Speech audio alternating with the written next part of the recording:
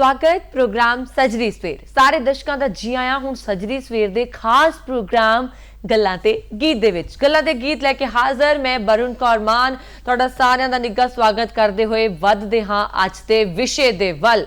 पर अगे वधण दे लई चलना जरूरी है। चलण दे लई स्कूटर साइकिल मोटरसाइकिल चलो जी होर भी ज़्यादा जरूरी हो जाते हैं क्योंकि तुरना ना पवे आराम नाल पहुंच जाइए। और जदों तुसीं ये चीज़ां चलाउने हो वधिया सड़क दा होना बहुत जरूरी है। गल इदां है कि चाहे वधिया सड़क होवे चाहे वधिया गली होवे चाहे वधिया बस होवे जे वो सरकारी है ते तुहाडे दिते हुए टैक्स दा किते ना किते विच योगदान जरूर हुंदा। सो टैक्स देना तो बहुत जरूरी हो जाता। ते टैक्स देण दे नाल नाल ना बहुत सारे सरकारी कर्मचारी तो इस चीज़ नूं जाणदे होणगे। जे कोई नहीं भी जाणदा तां तुहानूं अज दस दिंदे आ कि रिटर्न भी फाइल करनी पैंदी है। हुण इह की हुंदी है रिटर्न, किद्दां फाइल कीती जांदी है, कौन कौन फाइल कर सकदा है, जे टैक्स ना दो फिर सरकार की एक्शन लैंदी है। बहुत सारियां गल्लां बातां अज आपां इस प्रोग्राम दे विच करांगे और इस विषय दे उत्ते चानना पाउण दे लई स्टूडियो दे विच पहुंचे ने इंदरबीर सिंह अरोड़ा जो कि चार्टर्ड अकाउंटेंट ने और जलंधर तो ने। बहुत बहुत स्वागत जी आयां नूं तुहाडा जी धन्नवाद प्रोग्राम दे विच। सब तो पहला तो मकसद ही आ जाता है कि जिद्दां मैं शुरुआत की ना तुहानूं दस्सांगे क्यों भरदे आ काले भरदे आ। रिटर्न फाइल करनी इन्नी जरूरी काले हुंदी है ना खास मकसद मैनूं लगदा कि सरकारी कर्मचारी है जिहड़े उन्हां नूं तां पता होऊगा बाकियां नूं बहुत घट जानकारी होगी। खुल के इस विषय ते दस्सो।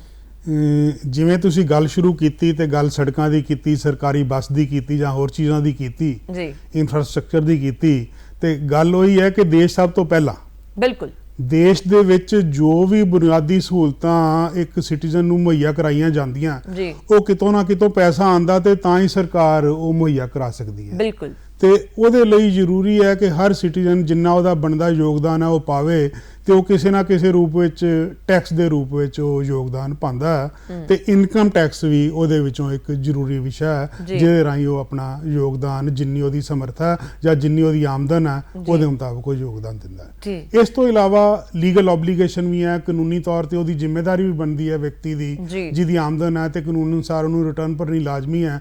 ਉਹ ਕਾਨੂੰਨ ਦੀ ਪਾਲਣਾ ਕਰਕੇ ਵੀ ਰਿਟਰਨ ਭਰਨੀ ਉਹਦੇ ਲਈ ਲਾਜ਼ਮੀ ਹੋ ਜਾਂਦੀ ਹੈ। ਜੀ ਜਿੱਦਾਂ ਅਸੀਂ ਗੱਲ ਕਰਦੇ ਹਾਂ ਰਿਟਰਨ ਫਾਈਲ ਕਰਨੀ ਤੇ ਨਾਲ ਦੇ ਨਾਲ ਟੈਕਸ ਇਹਨਾਂ ਦੋਨਾਂ ਦਾ ਆਪਸ ਚ ਸੰਬੰਧ ਕੀ ਆ? ਇਸ ਤਰ੍ਹਾਂ ਜੀ ਰਿਟਰਨ ਫਾਈਲ ਕਰਨੀ ਜਿਹੜੀ ਜ਼ਰੂਰੀ ਹੈ ਜਿਵੇਂ ਮੈਂ ਦੱਸਿਆ ਹੈ ਉਹਦੇ ਵਿੱਚ ਜੇ ਇਨਕਮ ਉਸ ਕੁਆਂਟਮ ਤੋਂ ਉਸ ਲੈਵਲ ਤੋਂ ਜ਼ਿਆਦਾ ਹੈ ਜਿਹਦੇ ਤੇ ਟੈਕਸ ਨਹੀਂ ਲੱਗਦਾ ਤੇ ਉਹਦੇ ਤੋਂ ਉੱਤੇ ਜਿੰਨੀ ਵੀ ਸਲੈਬ ਹੈਗੀ ਟੈਕਸ ਦੀ ਉਹਦੇ ਮੁਤਾਬਕ ਜੋ ਵੀ ਟੈਕਸ ਬਣਦਾ ਹੈ ਉਹ ਦਿੱਤਾ ਜਾਏਗਾ ਤੇ ਤਾਂ ਹੀ ਰਿਟਰਨ ਭਰੀ ਜਾ ਸਕਦੀ ਹੈ। ਉਸ ਤੋਂ ਬਿਨਾਂ ਰਿਟਰਨ ਨਹੀਂ ਭਰੀ ਜਾ ਸਕਦੀ। ਆਮਦਨ ਕਰ ਜਿਸ ਦੀ ਆਪਾਂ ਗੱਲਬਾਤ ਕਰ ਰਹੇ ਹਾਂ ਇਸ ਨੂੰ ਦਾਖਲ ਕਰਨ ਦਾ ਇੱਕ ਸਮਾਂ ਵੀ ਹੁੰਦਾ ਆ ਕਿ ਇਹਨਾਂ ਦਿਨਾਂ ਵਿੱਚ ਇਹ ਭਰੀ ਜਾ ਸਕਦੀ ਆ, ਇੰਨੀ ਤਰੀਕ ਤੱਕ ਹੀ ਭਰੀ ਜਾ ਸਕਦੀ ਆ। ਇਹਦੇ ਉੱਤੇ ਕੀ ਕਹੋਗੇ ਤੁਸੀਂ? ਇਸ ਤਰ੍ਹਾਂ ਇਨਕਮ ਟੈਕਸ ਕਾਨੂੰਨ ਦੇ ਅਧੀਨ ਸਰਕਾਰ ਨੇ ਜਾਂ ਡਿਪਾਰਟਮੈਂਟ ਨੇ 3 ਕੈਟੇਗਰੀਜ਼ ਇਹਦੇ ਲਈ ਬਣਾਈਆਂ ਨੇ ਜੀ। ਇੱਕ ਰਿਟਰਨ ਦਾਖਲ ਕਰਨ ਦਾ ਸਮਾਂ 31 ਜੁਲਾਈ ਤੱਕ ਹੈ। ਉਸ ਤੋਂ ਬਾਅਦ ਇਨਕਮ ਟੈਕਸ ਦੀ ਰਿਟਰਨ ਦਾਖਲ ਕਰਨ ਦਾ ਸਮਾਂ ਕੁਝ ਅਸੈਸਿਜ਼ ਲਈ ਕੁਝ ਕਰਦਾਤਾਵਾਂ ਲਈ 31 ਅਕਤੂਬਰ ਹੈ ਤੇ ਕੁਝ ਚੋਣਵਿਆਂ ਲਈ 30 ਨਵੰਬਰ ਹੈ। 31 ਜੁਲਾਈ ਜਿਹੜਾ ਜਿਨ੍ਹਾਂ ਦੇ ਖਾਤੇ ਆਡਿਟ ਨਹੀਂ ਹੁੰਦੇ ਜਾਂ ਜਿਵੇਂ ਤਨਖਾਹਦਾਰ ਲੋਕ ਨੇ ਉਹਨਾਂ ਸਾਰਿਆਂ ਦੀਆਂ ਰਿਟਰਨਾਂ 31 ਜੁਲਾਈ ਤੱਕ ਜਮ੍ਹਾਂ ਕਰਨੀਆਂ, ਦਾਖਲ ਕਰਨੀਆਂ, ਫਾਈਲ ਕਰਨੀਆਂ ਜ਼ਰੂਰੀ ਹੈ। ਉਸ ਤੋਂ ਬਾਅਦ ਆ ਜਾਂਦੀ ਕੈਟੇਗਰੀ ਉਹ ਲੋਕ, ਉਹ ਬਿਜ਼ਨਸਮੈਨ ਜਿਨ੍ਹਾਂ ਦੀ ਜਿਹੜੀ ਟਰਨਓਵਰ ਹੈ, ਜਿਨ੍ਹਾਂ ਦੀ ਜਿਹੜੀ ਕੁੱਲ ਵਸੂਲੀ ਹੈ ਉਹ ਇੱਕ ਲਿਮਟ ਤੋਂ ਜ਼ਿਆਦਾ ਜਿਹੜੀ ਐਕਟ ਦੇ ਵਿੱਚ ਲਿਖੀ ਗਈ ਹੈ ਉਹਦੇ ਤੋਂ ਬਾਅਦ ਉਹਨਾਂ ਨੂੰ ਆਪਣੇ ਖਾਤਿਆਂ ਦੀ ਪੜਤਾਲ ਕਰਾਉਣੀ ਪੈਂਦੀ ਹੈ, ਆਡਿਟ ਕਰਾਉਣਾ ਪੈਂਦਾ, ਉਹ ਜ਼ਰੂਰੀ ਹੈ। ਉਹਦੇ ਲਈ ਉਹਨਾਂ ਨੂੰ ਟਾਈਮ ਫਾਲਤੂ ਦਿੱਤਾ ਜਾਂਦਾ ਤੇ 31 ਅਕਤੂਬਰ ਤੱਕ ਉਹ ਆਪਣੀ ਇਨਕਮ ਟੈਕਸ ਦੀ ਰਿਟਰਨ ਦਾਖਲ ਕਰ ਸਕਦੇ ਨੇ। ਉਸ ਤੋਂ ਬਾਅਦ ਕੁਝ ਜਿਨ੍ਹਾਂ ਦੇ ਇੰਟਰਨੈਸ਼ਨਲ ਟ੍ਰਾਂਜੈਕਸ਼ਨਸ ਹੁੰਦੀਆਂ ਨੇ ਕੁਝ ਕਰਦਾਤਾਵਾਂ ਦੀਆਂ ਉਹਦੇ ਚ ਟ੍ਰਾਂਸਫਰ ਪ੍ਰਾਈਸਿੰਗ ਦਾ ਇੱਕ ਕਨਸੈਪਟ ਹੈ ਜਿਹਦੀ ਰਿਪੋਰਟ ਮਿਲਦੀ ਹੈ। ਉਹ ਰਿਪੋਰਟ ਲੈ ਕੇ ਜਿਨ੍ਹਾਂ ਨੇ ਰਿਟਰਨ ਦਾਖਲ ਕਰਨੀ ਹੁੰਦੀ ਹੈ ਉਹਨਾਂ ਲਈ ਉਹ ਮਿਤੀ ਜਿਹੜੀ ਹੈ ਉਹ 30 ਨਵੰਬਰ ਜੀ। ਜਿੱਦਾਂ ਜਿੱਦਾਂ ਸਮਾਂ ਬਦਲਦਾ ਹਰੇਕ ਚੀਜ਼ ਦੇ ਵਿੱਚ ਬਦਲਾਅ ਆਉਂਦੇ ਆ ਹਨਾ। ਇਸ ਸਾਲ ਕੁਝ ਨਵੇਂ ਬਦਲਾਅ ਆਏ ਆ ਰਿਟਰਨ ਫਾਈਲ ਕਰਨ ਦੇ ਵਿੱਚ ਕੀ ਨਵਾਂ ਕੁਝ ਆਇਆ, ਕੀ ਨਵੇਂ ਤਰੀਕੇ ਆਏ ਜਾਂ ਫਿਰ ਹਮੇਸ਼ਾ ਜਿੱਦਾਂ ਪੁਰਾਣੇ ਤਰੀਕੇ ਨਾਲ ਹੁੰਦੀ ਰਹੀ ਉਦਾਂ ਹੀ ਰਹੂਗੀ? ਜੀ ਹਰ ਸਾਲ ਜਦੋਂ ਵੀ ਬਜਟ ਆਉਂਦਾ ਹੈ ਤੇ ਆਮ ਬੰਦੇ ਨੂੰ ਉਮੀਦ ਵੀ ਹੁੰਦੀ ਹੈ ਤੇ ਹਰ ਸਾਲ ਕੋਈ ਨਾ ਕੋਈ ਬਦਲਾਵ ਆਉਂਦੇ ਨੇ। ਇਸ ਸਾਲ ਕੋਈ ਬਹੁਤ ਜ਼ਿਆਦਾ ਬਦਲਾਵ ਨਹੀਂ ਆਏ ਆਮ ਬੰਦੇ ਲਈ ਜੀ, ਪਰ ਕੁਝ ਚੁਣਵੇਂ ਜਿੱਦਾਂ ਕੋਵਿਡ ਦਾ ਵਕਤ ਲੰਘਿਆ ਪਿੱਛੇ, ਜੀ, ਉਹਦੇ ਬਾਰੇ ਇੱਕ ਬਦਲਾਅ ਆਇਆ ਕਿ ਜੇ ਕੋਈ EMPLOYER ਲਈ ਕੋਈ ਕੋਵਿਡ ਰਿਲੇਟਡ ਖਰਚਾ ਕਰਦਾ ਹੈ ਜੀ, ਤੇ ਉਹਦੀ ਪਰਕੁਇਜ਼ਿਟਸ ਇੱਕ ਹੁੰਦੀਆਂ ਨੇ ਜਿਹੜੀਆਂ ਵਿਅਕਤੀ ਜਿਹੜਾ ਤਨਖਾਹ ਲੈਂਦਾ ਹੈ ਉਹਦੀ ਆਮਦਨ ਵਿੱਚ ਜੁੜ ਜਾਂਦੀਆਂ ਨੇ, ਜੀ। ਉਹ ਨਹੀਂ ਜੋੜੀਆਂ ਜਾਣਗੀਆਂ। ਇਸੇ ਤਰ੍ਹਾਂ ਬਿਜ਼ਨਸਮੈਨ ਲਈ ਕੋਈ ਕੋਵਿਡ ਰਿਲੇਟਡ ਐਕਸਪੈਂਡੀਚਰ ਕਰਦਾ ਆਪਣੇ EMPLOYEES ਦੇ ਤੇ ਉਹ ਖਰਚਾ ਉਹਨੂੰ ਮਿਲ ਜਾਏਗਾ, ਉਹਦੇ ਬਾਰੇ ਤਬਦੀਲੀਆਂ ਕੀਤੀਆਂ ਗਈਆਂ। ਜੀ, ਇਸੇ ਤਰ੍ਹਾਂ ਕੁਝ ਤਬਦੀਲੀਆਂ ਕੀਤੀਆਂ ਗਈਆਂ ਸੈਕਸ਼ਨ 80 CCD ਵਿੱਚ। ਜੀ, ਉਹਦੇ ਸੈਂਟਰਲ ਗਵਰਨਮੈਂਟ ਦੇ EMPLOYEES ਲਈ ਕੋਈ ਲਿਮਿਟ ਜ਼ਿਆਦਾ ਸੀ, 14% ਤੱਕ ਅਗਰ EMPLOYER ਦਿੰਦਾ ਹੈ ਉਹਦੇ ਵਿੱਚ ਕੰਟਰੀਬਿਊਸ਼ਨ ਤੇ ਉਹ ਤੋਂ ਟੈਕਸ ਨਹੀਂ ਲੱਗਦਾ ਤਨਖਾਹ ਲੈਣ ਵਾਲੇ ਨੂੰ। ਜੀ, ਸਟੇਟ ਗਵਰਨਮੈਂਟ ਲਈ ਉਹ ਲਿਮਿਟ 10% ਸੀ, ਉਹ ਸਟੇਟ ਗਵਰਨਮੈਂਟ ਦੀ ਵੀ ਵਧਾ ਕੇ 14% ਕਰ ਦਿੱਤੀ ਗਈ ਹੈ। ਜੀ, ਇਸ ਤੋਂ ਇਲਾਵਾ ਇੱਕ ਨਵੀਂ ਪ੍ਰੋਵੀਜ਼ਨ ਦਿੱਤੀ ਗਈ ਹੈ, ਰਿਵਾਈਜ਼ਡ ਰਿਟਰਨ ਜਿਹੜੀ ਹੈ ਉਹ ਬਹੁਤ ਜ਼ਿਆਦਾ ਟਾਈਮ ਨਹੀਂ ਰਿਹਾ ਉਹਦੇ ਲਈ ਕਾਨੂੰਨ ਵਿੱਚ, 31 ਦਸੰਬਰ ਤੱਕ ਰਿਟਰਨ ਜਿਹੜੀ ਆ ਉਹ ਦਾਖਲ ਕੀਤੀ ਜਾ ਸਕਦੀ ਹੈ ਰਿਵਾਈਜ਼ਡ ਰਿਟਰਨ। ਜੀ, ਉਸ ਤੋਂ ਬਾਅਦ ਇੱਕ ਨਵਾਂ ਕਨਸੈਪਟ ਦਿੱਤਾ ਗਿਆ updated return the, you return ਉਹਨੂੰ ਅਸੀਂ ਸ਼ਾਰਟ ਵਿੱਚ ਕਹਿ ਦਿੰਦੇ ਆ। ਜੀ, ਉਹਦੇ ਲਈ ਪਿਛਲੇ 2 ਸਾਲਾਂ ਦੀ ਰਿਟਰਨ ਅਗਰ ਕਿਸੇ ਨੇ ਭਰੀ ਹੈ ਜਾਂ ਰਹਿ ਗਿਆ ਜੀ। ਤੇ ਟੈਕਸ ਅਗਰ ਉਹਦਾ ਬਣਦਾ ਹੈ ਤੇ ਉਹ ਅਪਡੇਟਡ ਰਿਟਰਨ ਆਪਣੀ ਦਾਖਲ ਕਰ ਸਕਦਾ ਹੈ ਜੀ, ਪਿਛਲੇ 2 ਸਾਲਾਂ ਦੀ। ਉਹਦੇ ਵਿੱਚ ਕੁਝ ਸ਼ਰਤਾਂ ਨੇ, ਜਿਹਦੇ ਵਿੱਚ ਇੱਕ ਸ਼ਰਤ ਮੇਨ ਇਹ ਹੈ ਕਿ ਟੈਕਸ ਡਿਊ ਹੋਣਾ ਚਾਹੀਦਾ ਹੈ ਜੀ, ਤੇ ਉਹਦੇ ਨਾਲ ਉਹ ਐਡੀਸ਼ਨਲ ਟੈਕਸ ਪਹਿਲੇ ਸਾਲ ਦੀ ਅਗਰ 1 ਸਾਲ ਦੀ ਰਿਟਰਨ ਉਹਨੇ ਦੇਣੀ ਹੈ ਤੇ ਉਹ 25% ਐਕਸਟਰਾ ਦੇਗਾ, ਜਿੰਨਾ ਟੈਕਸ ਡਿਊ ਹੈ ਪਲੱਸ ਵਿਆਜ ਜੋ ਬੰਦਾ ਉਹ ਦੇਗਾ। ਜੀ। ਜੇ ਉਹ 2 ਸਾਲ ਪਿੱਛੇ ਦੀ ਰਿਟਰਨ ਦੇਣੀ ਚਾਹੁੰਦਾ ਹੈ ਆਪਣੀ ਜਿਹੜੀ ਰਹਿ ਗਈ ਹੈ ਜਾਂ ਜਿਹੜੀ ਕੁਝ ਗਲਤੀ ਜਿਹਦੇ 'ਚ ਉਹਨੇ ਲੱਭ ਲਈ ਹੈ, ਜੀ, ਉਹਦੇ ਵਿੱਚ 50% ਐਕਸਟਰਾ ਉਹਨੇ ਟੈਕਸ ਦਾ ਦੇਣਾ ਹੈ ਤੇ ਜੀ। ਵਿਆਜ ਨਾਲ ਦੇਣਾ ਹੈ ਤੇ ਉਹ ਜੀ। ਰਿਟਰਨ ਦਾਖਲ ਕਰ ਸਕਦਾ। ਜੀ। ਇਹ ਮੇਨ ਤਬਦੀਲੀਆਂ ਆਮ ਬੰਦੇ ਲਈ ਨੇ। ਹੋਰ ਟੈਕਨੀਕਲ ਛੋਟੀਆਂ ਤਬਦੀਲੀਆਂ ਬਹੁਤ ਨੇ ਬਟ ਉਹਦਾ ਆਮ ਵਿਅਕਤੀ ਨਾਲ ਕੋਈ ਜ਼ਿਆਦਾ ਵਾਸਤਾ ਨਹੀਂ ਹੈ। ਜੀ।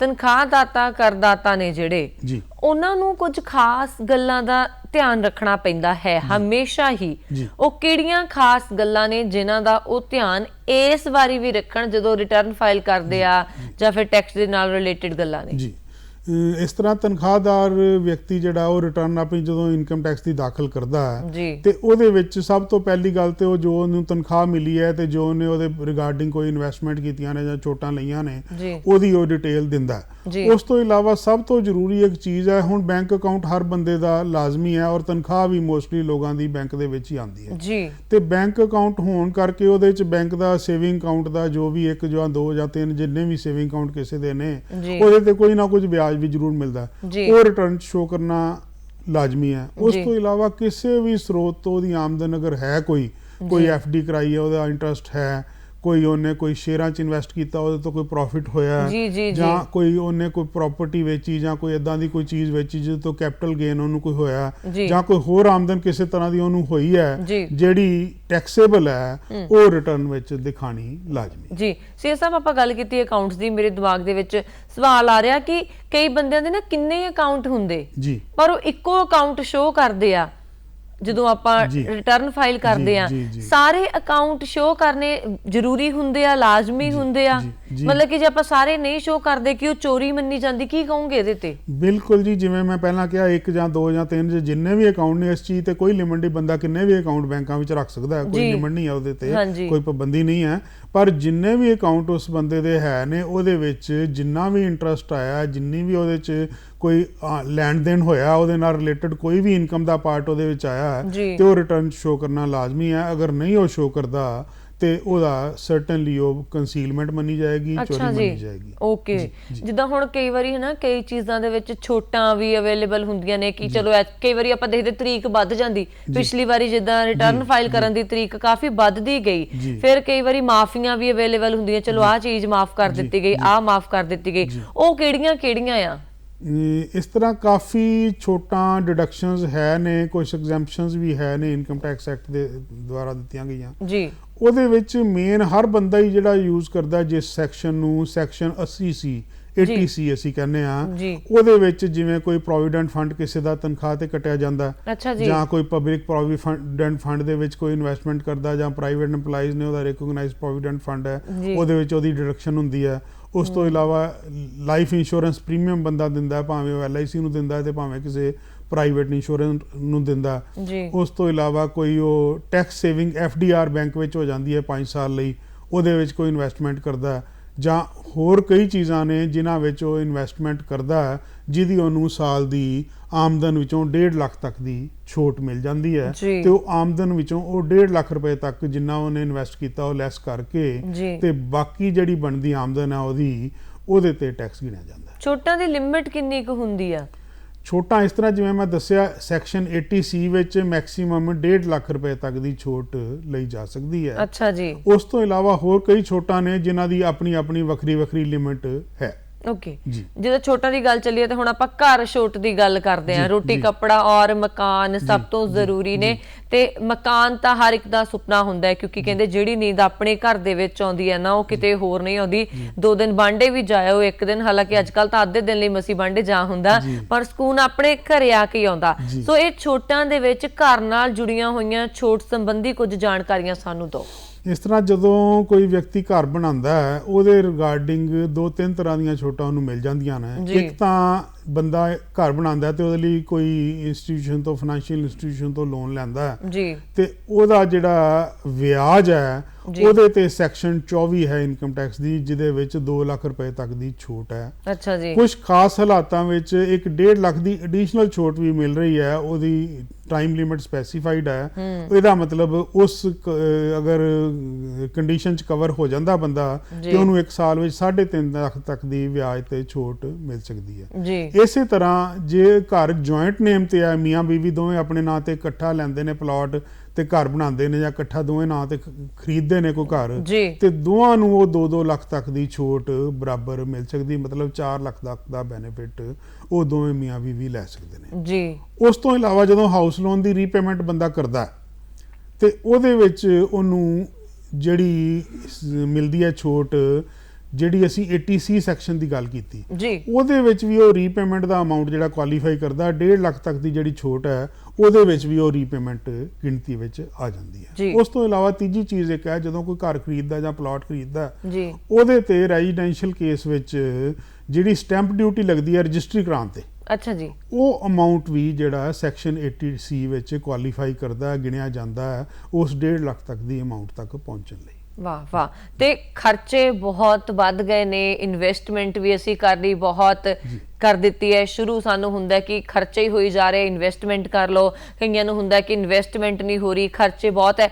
ਖਰਚਿਆਂ ਦੇ ਉੱਤੇ, ਇਨਵੈਸਟਮੈਂਟ ਦੇ ਉੱਤੇ ਛੋਟ ਦੀ ਗੱਲ ਆਪਾਂ ਜ਼ਰੂਰ ਕਰਾਂਗੇ। ਕੀ ਕਹੋਗੇ? ਇਸ ਤਰ੍ਹਾਂ ਇਨਵੈਸਟਮੈਂਟ ਦੀ ਗੱਲ ਜਿਵੇਂ ਅਸੀਂ ਕਰ ਲਈ ਕਿ PPF 'ਚ ਇਨਵੈਸਟ ਕੀਤਾ, ਜਾਂ ਕੋਈ FDR ਬਣਾ ਲਈ 5 ਸਾਲ ਦੀ ਟੈਕਸ ਸੇਵਰ, ਜਾਂ ਇਦਾਂ ਦੀਆਂ ਕੋਈ ਹੋਰ ਇਨਵੈਸਟਮੈਂਟ ਜਿਹੜੀਆਂ ਕੁਆਲੀਫਾਈ ਕਰਦੀਆਂ ਨੇ, ਜਾਂ ਲਾਈਫ ਇੰਸ਼ੋਰੈਂਸ ਦੇ ਦਿੱਤੀ, ਉਹ ਇੱਕ ਸੇਵਿੰਗ ਵੀ ਹੈ, ਇੱਕ ਇਨਵੈਸਟਮੈਂਟ ਵੀ ਹੈ। ਠੀਕ ਹੈ ਜੀ। ਤੇ ਉਹਨਾਂ ਚੀਜ਼ਾਂ ਤੇ ਛੋਟ ਦੀ ਗੱਲ ਅਸੀਂ ਕੀਤੀ 80C ਵਿੱਚ ਮਿਲਦੀ ਹੈ। ਇਸ ਤਰ੍ਹਾਂ ਇੱਕ ਸੈਕਸ਼ਨ 80D ਹੈ ਜਿਹਦੇ ਵਿੱਚ ਮੈਡੀਕਲੇਮ ਇੰਸ਼ੋਰੈਂਸ ਹੈ। ਉਹਦੇ ਵਿੱਚ ਅਗਰ ਬੰਦਾ ਖਰਚਾ ਕਰਦਾ, ਉਹ ਖਰਚਾ ਕਿਉਂਕਿ ਉਹ ਸਾਲ ਦਰ ਸਾਲ ਦੇਣਾ ਪੈਂਦਾ ਹੈ, ਤੇ ਉਹਦਾ ਵਾਪਸ ਪ੍ਰਾਪਤ ਕੁਝ ਨਹੀਂ ਹੁੰਦਾ। ਪ੍ਰਾਪਤ ਤਾਂ ਹੀ ਹੁੰਦਾ ਜੇ ਬੰਦੇ ਨੂੰ ਕੋਈ ਲੋੜ ਪੈਂਦੀ ਹੈ ਤੇ ਉਹਦਾ ਕਲੇਮ ਲੈ ਸਕਦਾ ਜੀ। ਉਹਦੇ ਵਿੱਚ ਅਗਰ ਇਨਵੈਸਟਮੈਂਟ ਕਰਦਾ ਜਾਂ ਖਰਚਾ ਕਰਦਾ, ਉਹ ਪਾਲਿਸੀ ਲੈਂਦਾ ਮੈਡੀਕਲੇਮ ਦੀ, ਤੇ ਉਹਦੇ ਵਿੱਚ ਜਿਹੜਾ ਨਾਨ ਸੀਨੀਅਰ ਸਿਟੀਜ਼ਨ ਆ, ਜਿਹੜਾ 60 ਸਾਲ ਤੋਂ ਘੱਟ ਦੀ ਉਮਰ ਦਾ ਵਿਅਕਤੀ ਹੈ, ਉਹਨੂੰ 25,000 ਤੱਕ ਦੀ ਛੋਟ ਮਿਲ ਸਕਦੀ ਹੈ ਮੈਕਸਿਮਮ, ਪ੍ਰੀਮੀਅਮ ਦੇ ਮੁਤਾਬਕ। ਜੇ ਪ੍ਰੀਮੀਅਮ 25,000 ਤੋਂ ਜ਼ਿਆਦਾ ਤੇ 25,000 ਦੀ ਛੋਟ ਮਿਲ ਜਾਏਗੀ, ਜੇ ਪ੍ਰੀਮੀਅਮ 25,000 ਤੋਂ ਘੱਟ ਹੈ ਤੇ ਜੋ ਅਮਾਉਂਟ ਹੈ ਉਹਦੀ ਛੋਟ ਮਿਲ ਜਾਏਗੀ। ਜੇ ਵਿਅਕਤੀ ਦੀ ਉਮਰ 60 ਸਾਲ ਤੋਂ ਜ਼ਿਆਦਾ ਹੈ ਤੇ ਉਹ 25,000 ਦੀ ਲਿਮਿਟ ਜਿਹੜੀ 50,000 ਹੋ ਜਾਂਦੀ ਹੈ। ਇਸੇ ਤਰ੍ਹਾਂ ਉਹਨੂੰ ਪੇਰੈਂਟਸ ਦੀ ਅਗਰ ਮੈਡੀਕਲੇਮ ਪਾਲਿਸੀ ਕੋਈ ਵਿਅਕਤੀ ਲੈਂਦਾ ਹੈ ਤੇ ਉਹਦੀ ਵੱਖਰੀ ਛੋਟ ਵੀ ਮਿਲ ਸਕਦੀ ਹੈ। ਉੱਥੇ ਵੀ ਉਹ ਲਿਮਿਟ 25,000 ਤੇ 50,000 ਦੀ ਉਸੇ ਤਰ੍ਹਾਂ ਬਰਕਰਾਰ ਹੈ, ਤੇ ਉਹ ਐਡੀਸ਼ਨਲ ਇੱਕ ਛੋਟ ਉਹਦੇ ਵਿੱਚ ਐਡ ਹੋ ਜਾਂਦੀ ਜੀ। ਸੀਐਸ ਸਾਹਿਬ, ਕੋਈ ਸੈਲਰੀ ਲੈ ਰਿਹਾ ਹੈ ਨਾ, ਤੇ ਉਹਨੂੰ ਸੈਲਰੀ ਦੇ ਉੱਤੇ ਤਾਂ ਚਲੋ ਟੈਕਸ ਲੱਗਦਾ ਹੀ ਆ, ਜੇ ਉਹਦੀ ਜ਼ਿਆਦਾ ਸੈਲਰੀ ਆ ਉਹਨੂੰ ਰਿਟਰਨ ਵੀ ਫਾਈਲ ਕਰਨੀ ਪੈਂਦੀ ਆ, ਪਰ ਜੇ ਕੋਈ ਸੈਲਰੀ ਵਾਲਾ ਬੰਦਾ ਆ, ਕੋਈ ਹੋਰ ਚੀਜ਼ਾਂ ਦੇ ਉੱਤੇ ਵੀ ਉਹਨੂੰ ਟੈਕਸ ਲੱਗਦਾ, ਕੋਈ ਹੋਰ ਸਰੋਤਾਂ ਦੇ ਉੱਤੇ ਵੀ ਉਸਨੂੰ ਟੈਕਸ ਭਰਨਾ ਪੈਂਦਾ ਹੈ? ਜੀ ਜੀ ਬਿਲਕੁਲ। ਜਿਵੇਂ ਅਸੀਂ ਪਹਿਲਾਂ ਵੀ ਡਿਸਕਸ ਕੀਤਾ ਕਿ ਆਮਦਨ ਜਿਹੜੀ ਅਗਰ ਤਨਖਾਹ ਤੋਂ ਹੈ ਬੰਦੇ ਦੀ, ਤੇ ਉਹਨੇ ਕਿਹੜੀਆਂ ਚੀਜ਼ਾਂ ਦਾ ਧਿਆਨ ਰੱਖਣਾ ਜੀ। ਉਹਨੇ ਕਿਸੇ ਵੀ ਸੋਰਸ ਤੋਂ ਕੋਈ FD ਕਰਾਈ ਤੇ ਉਹਦਾ ਵਿਆਜ ਆ ਗਿਆ ਜੀ, ਕੋਈ ਉਹਦੇ ਸ਼ੇਅਰਾਂ 'ਚ ਕੋਈ ਇਨਵੈਸਟ ਕੀਤਾ, ਕੋਈ ਹੋਰ ਕਿਸੇ ਚੀਜ਼ 'ਚ ਇਨਵੈਸਟ ਕੀਤਾ, ਉਹ ਵੇਚੀ ਤੇ ਉਹਦੇ ਤੋਂ ਕੈਪੀਟਲ ਗੇਨ ਆ ਗਿਆ ਉਹਨੂੰ ਜੀ। ਇਸੇ ਤਰ੍ਹਾਂ ਉਹਨੂੰ ਕੋਈ ਕਿਸੇ ਹੋਰ ਸਰੋਤ ਤੋਂ, ਸਪੋਜ਼ਿੰਗ ਕੋਈ ਪ੍ਰਾਈਵੇਟ ਨੌਕਰੀ ਕਰਦਾ, ਉਹਦੇ ਨਾਲ ਕੋਈ ਵਿਅਕਤੀ ਟਿਊਸ਼ਨ ਪੜ੍ਹਾਉਂਦਾ, ਉਹਦੇ ਤੋਂ ਇਨਕਮ ਆ ਗਈ, ਜਾਂ ਕਿਸੇ ਹੋਰ ਸਰੋਤ ਤੋਂ ਕੋਈ ਇਨਕਮ ਆ ਗਈ, ਕੋਈ ਉਹਨੂੰ ਰੈਂਟ ਆ ਗਿਆ, ਪ੍ਰਾਪਰਟੀ ਤੋਂ, ਉਹਨੇ ਕੋਈ ਪ੍ਰਾਪਰਟੀ ਆਪਣੀ ਕਿਰਾਏ ਤੇ ਦਿੱਤੀ ਹੈ, ਜੀ। ਤੇ ਉਹ ਵੀ ਇਨਕਮ ਜਿਹੜੀ ਆ ਉਹਨੇ ਆਪਣੀ ਰਿਟਰਨ ਦੇ ਵਿੱਚ ਸ਼ੋ ਕਰਨੀ ਹੈ, ਤਾਂ ਹੀ ਉਹਦੀ ਰਿਟਰਨ ਸਹੀ ਮੰਨੀ ਜਾਏਗੀ। ਜਿੱਦਾਂ ਹੁਣ ਰਿਟਰਨ ਹੈ, ਚਲੋ ਇਹ ਤਾਂ ਸਾਰਿਆਂ ਨੂੰ ਪਤਾ ਕਿ ਤੁਸੀਂ ਨੌਕਰੀ ਕਰਦੇ ਹੋ, ਤੁਹਾਡੀ ਤਨਖਾਹ ਆਉਂਦੀ ਹੈ, ਤੁਹਾਨੂੰ ਸਾਰੀ ਉਹ ਰਿਟਰਨ ਭਰਨੀ ਪੈਂਦੀ ਹੈ, ਪਰ ਸਵਾਲ ਹੁਣ ਇਹ ਪੈਦਾ ਹੁੰਦਾ ਜੇ ਤੁਹਾਡੇ ਕੋਲ ਸਰਕਾਰੀ ਨੌਕਰੀ ਨਹੀਂ ਹੈ, ਜੀ, ਤੁਹਾਡੇ ਕੋਲ ਬਿਜ਼ਨਸ ਆ, ਤਾਂ ਵੀ ਤੁਹਾਨੂੰ ਰਿਟਰਨ ਫਾਈਲ ਕਰਨੀ ਜ਼ਰੂਰੀ ਆ। ਦੇਖੋ ਕਾਨੂੰਨ ਦੀਆਂ ਕੰਡੀਸ਼ਨਸ ਇੱਕ ਤਨਖਾਹਦਾਰ ਵਿਅਕਤੀ ਲਈ ਤੇ ਇੱਕ ਬਿਜ਼ਨਸ ਵਾਲੇ ਲਈ ਸੇਮ ਨੇ। ਅੱਛਾ ਜੀ। ਅਗਰ ਬਿਜ਼ਨਸ ਵਾਲਾ ਵੀ ਉਹ ਇੱਕ ਲਿਮਟ ਤੋਂ ਵੱਧ ਅਗਰ ਉਹਦੀ ਟਰਨਓਵਰ ਹੈ ਜਾਂ ਇੱਕ ਲਿਮਟ ਤੋਂ ਵੱਧ ਉਹਦੀ ਜਿਵੇਂ 2.5 ਲੱਖ ਦੀ ਛੋਟ ਅਸੀਂ ਕਹਿੰਦੇ ਹੈਗੀ ਹੈ, ਤੇ 2.5 ਲੱਖ ਤੋਂ ਵੱਧ ਉਹਦੀ ਰਿਟਰਨ ਬਣਦੀ ਹੈ, ਆਮਦਨ ਬਣਦੀ ਹੈ, ਤੇ ਉਹਨੂੰ ਵੀ ਰਿਟਰਨ ਦਾਖਲ ਕਰਨੀ ਲਾਜ਼ਮੀ ਹੈ, ਜ਼ਰੂਰੀ ਹੈ। ਠੀਕ ਹੈ। ਅੱਛਾ, ਇਹ ਵੀ ਹੁੰਦਾ ਕਿ ਜੇ ਤੁਹਾਡੇ ਸਾਲ ਦੀ ਇੰਨੀ ਇਨਕਮ ਬਣਦੀ ਹੈ ਤਾਂ ਹੀ ਰਿਟਰਨ ਫਾਈਲ ਕਰਨੀ ਹੈ? ਜੀ ਬਿਲਕੁਲ, ਓਬਲੀਗੇਟਰੀ ਤੇ ਤਾਂ ਹੀ ਹੈ, ਉਹਦੀ ਕਾਨੂੰਨੀ ਜ਼ਿੰਮੇਵਾਰੀ ਤਾਂ ਹੀ ਬਣਦੀ ਹੈ ਜੇ ਕਿਸੇ ਵਿਅਕਤੀ ਦੀ ਆਮਦਨ 2.5 ਲੱਖ ਤੋਂ ਉੱਪਰ ਹੈ। ਹਾਲਾਂਕਿ 5 ਲੱਖ ਤੱਕ ਦੀ ਆਮਦਨ ਤੇ ਟੈਕਸ ਨਹੀਂ ਲੱਗਦਾ, ਪਰ ਜਿਹੜੀ ਛੋਟ ਹੈ ਬੇਸਿਕ ਉਹ 2.5 ਲੱਖ ਦੀ ਹੈ। ਅੱਛਾ ਜੀ। ਉਹ 2.5 ਲੱਖ ਤੋਂ ਉੱਪਰ ਅਗਰ ਆਮਦਨ ਹੈ, ਟੈਕਸ ਨਹੀਂ ਵੀ ਬਣਦਾ, ਇਸ ਕਰਕੇ ਕਿ ਉਹਦੇ ਚ ਸੈਕਸ਼ਨ 87A ਦੀ ਰਿਬੇਟ ਮਿਲ ਕੇ ਉਹਦਾ ਟੈਕਸ ਨਿਲ ਵੀ ਹੋ ਜਾਂਦਾ ਹੈ, ਤਾਂ ਵੀ ਅਗਰ 2.5 ਲੱਖ ਤੋਂ ਉੱਤੇ ਆਮਦਨ ਹੈ ਤੇ ਉਹਦੀ ਰਿਟਰਨ ਦਾਖਲ ਕਰਨ ਦੀ ਉਹਦੀ ਕਾਨੂੰਨੀ ਜ਼ਿੰਮੇਵਾਰੀ ਬਣਦੀ ਹੈ, ਭਾਵੇਂ ਉਹ ਬਿਜ਼ਨਸਮੈਨ ਹੈ, ਭਾਵੇਂ ਉਹ ਤਨਖਾਹਦਾਰ ਵਿਅਕਤੀ। ਅੱਛਾ, ਕਈ ਬੰਦੇ ਕਹਿ ਦਿੰਦੇ ਕਿ ਚਲੋ ਸਾਡਾ ਕਿਹੜਾ ਹੈ ਨਾ ਟੈਕਸ ਬਣਨਾ ਆ, ਸਾਡੇ ਕਿਹੜਾ ਅਸੀਂ ਇੰਨੀ ਕਿਹੜਾ ਕਮਾਈ ਕਰਦੇ ਜਿਹੜਾ ਸਾਨੂੰ ਟੈਕਸ ਲੱਗਣਾ, ਕੀ ਕਰਨਾ ਰਿਟਰਨ ਫਾਈਲ ਕਰਕੇ, ਸਾਡੀ ਕਿਹੜਾ ਜ਼ਰੂਰੀ ਆ, ਕੀ ਫਾਇਦਾ ਹੋਣਾ ਸਾਨੂੰ। ਇਦਾਂ ਦੇ ਬਹੁਤ ਸਾਰੇ ਸਵਾਲ ਦਿਮਾਗ ਦੇ ਵਿੱਚ ਆਉਣ ਲੱਗ ਜਾਂਦੇ ਨੇ। ਜੀ ਇਹ ਤਾਂ ਸਰਕਾਰੀ ਬੰਦਿਆਂ ਲਈ ਹੁੰਦੀ ਆ ਜਾਂ ਵੱਡੇ ਬਿਜ਼ਨਸਮੈਨਾਂ ਲਈ ਹੁੰਦੀ ਆ, ਸਾਡੀ ਕਿਹੜੀ ਇੰਨੀ ਕਮਾਈ ਹੁੰਦੀ ਆ। ਜ਼ਰੂਰੀ ਆ ਕਿ ਜ਼ਿਆਦਾ ਹੀ ਕਮਾਈ ਹੁੰਦੀ ਆ ਤਾਂ ਹੀ ਰਿਟਰਨ ਫਾਈਲ ਕਰਨੀ ਆ? ਜੇ ਤੁਹਾਡੀ ਉਨੀ ਲਿਮਟ ਤੋਂ ਘੱਟ ਕਮਾਈ ਆ ਤਾਂ ਨਹੀਂ ਤੁਸੀਂ ਰਿਟਰਨ ਫਾਈਲ ਕਰ ਸਕਦੇ? ਬਿਲਕੁਲ ਕਰ ਸਕਦੇ ਹਾਂ ਜੀ। ਵੈਸੇ ਤੇ ਜੇ ਜ਼ਿਆਦਾ ਦੀ ਗੱਲ ਅਸੀਂ ਕਰੀਏ ਤੇ ਜ਼ਿਆਦਾ ਦੀ ਕੋਈ ਡੈਫੀਨੇਸ਼ਨ ਨਹੀਂ ਹੈ, ਹਰ ਬੰਦੇ ਲਈ ਰਿਲੇਟਿਵ ਡੈਫੀਨੇਸ਼ਨ ਹੈ, ਹਰ ਬੰਦੇ ਦੀ ਆਪਣੀ ਡੈਫੀਨੇਸ਼ਨ ਹੈ, ਉਹ ਕਿਸ ਲੈਵਲ ਤੇ ਕਿਸ ਸਟੇਜ ਤੇ ਉਹ ਹੈਗਾ। ਪਰ ਜੇ ਰਿਟਰਨ ਉਹਦੀ 2.5 ਲੱਖ ਤੋਂ ਉੱਪਰ ਆਮਦਨ ਬਣਦੀ ਹੈ ਤੇ ਉਹਦੇ ਲਈ ਜਿਹੜੀ ਰਿਟਰਨ ਦਾਖਲ ਕਰਨੀ ਜ਼ਰੂਰੀ ਹੈ। ਪਰ ਦੂਜਾ ਸਵਾਲ ਜਿਹੜਾ ਤੁਸੀਂ ਕੀਤਾ ਕਿ ਅਗਰ ਉਹ ਤੋਂ ਘੱਟ ਵੀ ਆਮਦਨ ਹੈ ਤੇ ਬੰਦਾ ਆਪਣੇ ਤੌਰ ਤੇ ਰਿਟਰਨ ਦਾਖਲ ਫਿਰ ਵੀ ਕਰ ਸਕਦਾ ਹੈ, ਉਹਦੇ ਤੇ ਕੋਈ ਮਨਾਹੀ ਨਹੀਂ ਹੈ। ਉਹਦੇ ਕੋਲ ਅਗਰ ਪੈਨ ਹੈ ਤੇ ਆਪਣੇ ਰਿਟਰਨ ਉਹ 2.5 ਲੱਖ ਤੋਂ ਘੱਟ ਆਮਦਨ ਦੀ ਵੀ ਦਾਖਲ ਕਰ ਸਕਦਾ, ਕੋਈ ਉਹਦੇ 'ਚ ਦਿੱਕਤ ਨਹੀਂ। ਹਾਂ, ਤੁਸੀਂ ਪੈਨ ਨੰਬਰ ਦੀ ਗੱਲ ਕੀਤੀ ਆ, ਹਨਾ?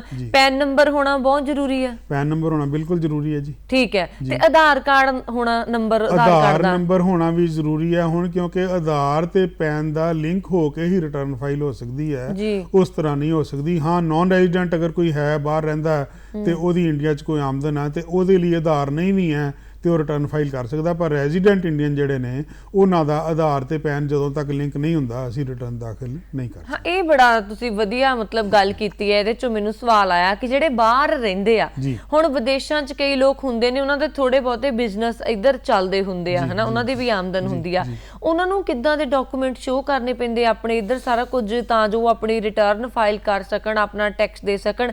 ਕਿ ਵਿਦੇਸ਼ਾਂ 'ਚ ਰਹਿੰਦੇ ਲੋਕਾਂ ਨੂੰ ਵੀ ਜੇ ਉਹਨਾਂ ਦਾ ਇੰਡੀਆ 'ਚ ਬਿਜ਼ਨਸ ਚੱਲਦਾ ਉਹਨਾਂ ਨੂੰ ਇੱਥੇ ਟੈਕਸ ਲੱਗਦਾ? ਜੀ, ਇੰਡੀਆ 'ਚ ਬਿਜ਼ਨਸ ਵੀ ਚੱਲਦਾ ਤਾਂ ਵੀ ਟੈਕਸ ਲੱਗਦਾ, ਬਿਲਕੁਲ ਲੱਗਦਾ। ਜੋ ਵੀ ਵਿਦੇਸ਼ 'ਚ ਰਹਿੰਦਾ ਵਿਅਕਤੀ, ਜੇ ਨਾਨ ਰੈਜ਼ੀਡੈਂਟ ਸਟੇਟਸ ਹੈ ਉਹਦਾ ਇਨਕਮ ਟੈਕਸ ਕਾਨੂੰਨ ਦੇ ਮੁਤਾਬਕ, ਤੇ ਉਹਦੀ ਰਿਟਰਨ ਫਾਈਲ ਕਰਨੀ ਉਹਨੂੰ ਲਾਜ਼ਮੀ ਹੋ ਜਾਂਦੀ ਹੈ। ਅਗਰ ਉਹਦੀ ਕੋਈ ਆਮਦਨ ਇੰਡੀਆ 'ਚ ਹੈ ਔਰ 2.5 ਲੱਖ ਤੋਂ ਉੱਪਰ ਹੈ ਤੇ ਭਾਵੇਂ ਕੋਈ ਬਿਜ਼ਨਸ ਚੱਲਦਾ, ਭਾਵੇਂ ਉਹਦਾ ਬੈਂਕ 'ਚ ਡਿਪੋਜ਼ਿਟ ਪਿਆ, ਭਾਵੇਂ ਕਿਸੇ ਹੋਰ ਸਰੋਤ ਤੋਂ ਕਿਰਾਇਆ ਆਉਂਦਾ ਜਾਂ ਕੁਝ ਵੀ ਹੈ, ਤੇ ਉਹਦੇ ਲਈ ਟੈਕਸ ਰਿਟਰਨ ਦਾਖਲ ਕਰਨੀ ਲਾਜ਼ਮੀ ਹੈ। ਹਾਂ, ਉਹਦੇ ਲਈ ਥੋੜੀਆਂ ਜਿਹੀਆਂ ਕੰਡੀਸ਼ਨ ਡਿਫਰੈਂਟ ਵੀ ਨੇ, ਕੋਈ ਛੋਟਾ ਨਾਨ ਰੈਜ਼ੀਡੈਂਟ ਨੂੰ ਨਹੀਂ ਵੀ ਮਿਲਦੀਆਂ, ਪਰ 2.5 ਲੱਖ ਦੀ ਛੋਟ ਜਿਹੜੀ ਹੈ ਬੇਸਿਕ ਉਹ ਨਾਨ ਰੈਜ਼ੀਡੈਂਟ ਨੂੰ ਵੀ ਅਵੇਲੇਬਲ ਹੈ। 2.5 ਲੱਖ ਤੋਂ ਉੱਪਰ ਅਗਰ ਆਮਦਨ ਨਾਨ ਰੈਜ਼ੀਡੈਂਟ ਦੀ ਹੈ ਤੇ ਉਹਨੇ ਵੀ ਰਿਟਰਨ ਰੈਜ਼ੀਡੈਂਟ ਵਾਂਗ ਹੀ ਦਾਖਲ ਕਰਨੀ। ਜੇ ਕੋਈ ਰਿਟਰਨ ਫਾਈਲ ਨਹੀਂ ਕਰਦਾ ਸਮੇਂ ਸਿਰ, ਹਨਾ, ਤੇ ਫਿਰ ਉਹਨਾਂ ਦੇ ਖਿਲਾਫ ਕੀ ਐਕਸ਼ਨ ਹੁੰਦੇ ਆ? ਜੇ ਉਹ ਵਿਦੇਸ਼ 'ਚ ਆ ਉਹਨਾਂ ਦੇ ਖਿਲਾਫ ਕਿੱਦਾਂ ਦਾ ਐਕਸ਼ਨ ਹੋਊਗਾ? ਜੋ ਆਪਣੇ ਇੰਡੀਆ 'ਚ ਰਹਿੰਦੇ ਆ ਉਹਨਾਂ ਦੇ ਖਿਲਾਫ ਕਿੱਦਾਂ ਦਾ ਐਕਸ਼ਨ ਹੋਊਗਾ? ਕਿਉਂਕਿ ਇਹ ਪੂਰਾ ਕਾਨੂੰਨੀ ਕਾਰਵਾਈ ਹੈ। ਜੀ ਬਿਲਕੁਲ।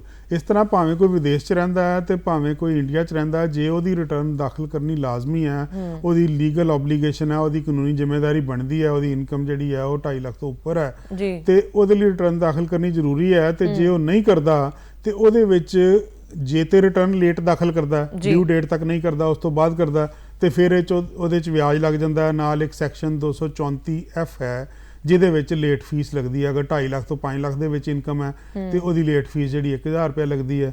ਅਗਰ 5 ਲੱਖ ਤੋਂ ਜ਼ਿਆਦਾ ਉਹਦੀ ਆਮਦਨ ਹੈ ਤੇ ਲੇਟ ਫੀਸ 234 F ਸੈਕਸ਼ਨ ਦੇ ਵਿੱਚ 5000 ਤੱਕ ਪਹਿਲਾਂ 10000 ਸੀ, ਪਿਛਲੇ ਸਾਲ ਤੋਂ ਉਹਨੂੰ ਘਟਾ ਕੇ 5000 ਰੁਪਏ ਤੇ ਕਰ ਦਿੱਤਾ ਗਿਆ। ਠੀਕ ਹੈ। ਉਸ ਤੋਂ ਇਲਾਵਾ ਜੇ ਕੋਈ ਉਹਦਾ ਬਿਜ਼ਨਸ ਚੱਲਦਾ ਹੈ ਤੇ ਉਹ ਰਿਟਰਨ ਦਾਖਲ ਨਹੀਂ ਕਰ ਪਾਉਂਦਾ ਤੇ ਆਡਿਟ ਹੋਣਾ ਜ਼ਰੂਰੀ ਹੈ ਅਗਰ ਉਹਦੇ ਖਾਤਿਆਂ ਦਾ, ਜੇ ਉਸ ਲਿਮਿਟ ਦੇ ਵਿੱਚ ਆਉਂਦਾ ਤੇ ਉਹਦੇ ਤੇ ਵੱਖਰੀਆਂ ਪੈਨਲਟੀਜ਼ ਨੇ ਜਿਨ੍ਹਾਂ ਜਿਹੜੀਆਂ ਟਰਨਓਵਰ ਦੇ ਨਾਲ ਰਿਲੇਟਡ ਨੇ ਕਿ ਟਰਨਓਵਰ ਜਿੰਨੀ ਉਹਦੀ ਹੈ ਅਗਰ ਆਡਿਟੇਬਲ ਟਰਨਓਵਰ ਹੈ ਤੇ ਉਹ ਟਰਨਓਵਰ ਦਾ 0.5% ਉਹਨੂੰ ਪੈਨਲਟੀ ਹੋਰ ਲੱਗ ਸਕਦੀ, ਜਿਹੜੀ 1.5 ਲੱਖ ਤੱਕ ਲਿਮਿਟਡ ਹੈ ਮੈਕਸਿਮਮ ਜੀ, ਉਹ ਵੀ ਲੱਗ ਸਕਦੀ ਹੈ ਜੀ।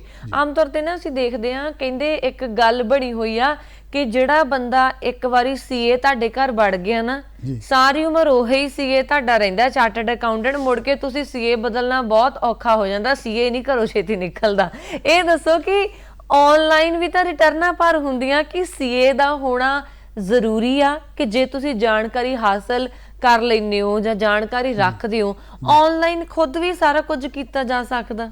ਬਿਲਕੁਲ ਜੀ, ਅਗਰ ਵਿਅਕਤੀ ਨੂੰ ਪੂਰੀ ਅੱਛੀ ਜਾਣਕਾਰੀ ਹੈ ਤੇ ਉਹ ਆਪਣੇ ਆਪ ਵੀ ਕਰ ਸਕਦਾ ਹੈ ਰਿਟਰਨ ਦਾਖਲ, ਪਰ ਉਹਦੇ ਲਈ ਜ਼ਰੂਰੀ ਹੈ ਕਿ ਉਹਨੂੰ ਪੂਰੀ ਥੋਰੋ ਜਾਣਕਾਰੀ ਹੋਵੇ, ਨੀਮ ਹਕੀਮ ਖਤਰਾ ਹੈ ਜਾਨ ਵਾਲੀ ਗੱਲ ਨਾ ਹੋ ਜਾਏ। ਠੀਕ ਹੈ ਨਾ। ਦੂਜੀ ਗੱਲ ਇਹ ਹੈ ਕਿ ਜੇ ਆਡਿਟ ਕਰਾਣਾ ਤੇ ਫਿਰ ਸੀਏ ਦੀ ਲੋੜ ਹੈ ਹੀ ਹੈ। ਤੇ ਤੀਜੀ ਗੱਲ ਜਿਹੜੀ ਤੁਸੀਂ ਕਹੀ ਕਿ ਸੀਏ ਇੱਕੋ ਹੀ ਚੱਲਦਾ ਜਾਂ ਘਰ ਵੜ ਜਾਂਦਾ ਤੇ ਨਿਕਲਦਾ ਨਹੀਂ, ਇਦਾਂ ਦੀ ਗੱਲ ਨਹੀਂ ਹੈ। ਸੀਏ ਘਰ ਕਦੀ ਨਹੀਂ ਵੜਦਾ। ਅਸੈਸੀ ਜਿਹੜਾ ਹੈ, ਟੈਕਸ ਪੇਅਰ ਹੈ, ਉਹੀ ਸੀਏ ਕੋਲ ਹਮੇਸ਼ਾ ਜਾਂਦਾ ਆਪਣਾ ਕੰਮ ਕਰਾਉਣ ਲਈ, ਜੇ ਉਹਨੂੰ ਲੋੜ ਹੈ ਤਾਂ। ਨਹੀਂ ਮੇਰੇ ਕਹਿਣ ਦਾ ਮਤਲਬ, ਮੈਂ ਬਿਲਕੁਲ ਲਾਈਟਰ ਟੋਨ 'ਚ ਮੈਂ ਉਹਦਾ ਜਵਾਬ ਦੇ ਰਿਹਾ ਵਾਂ।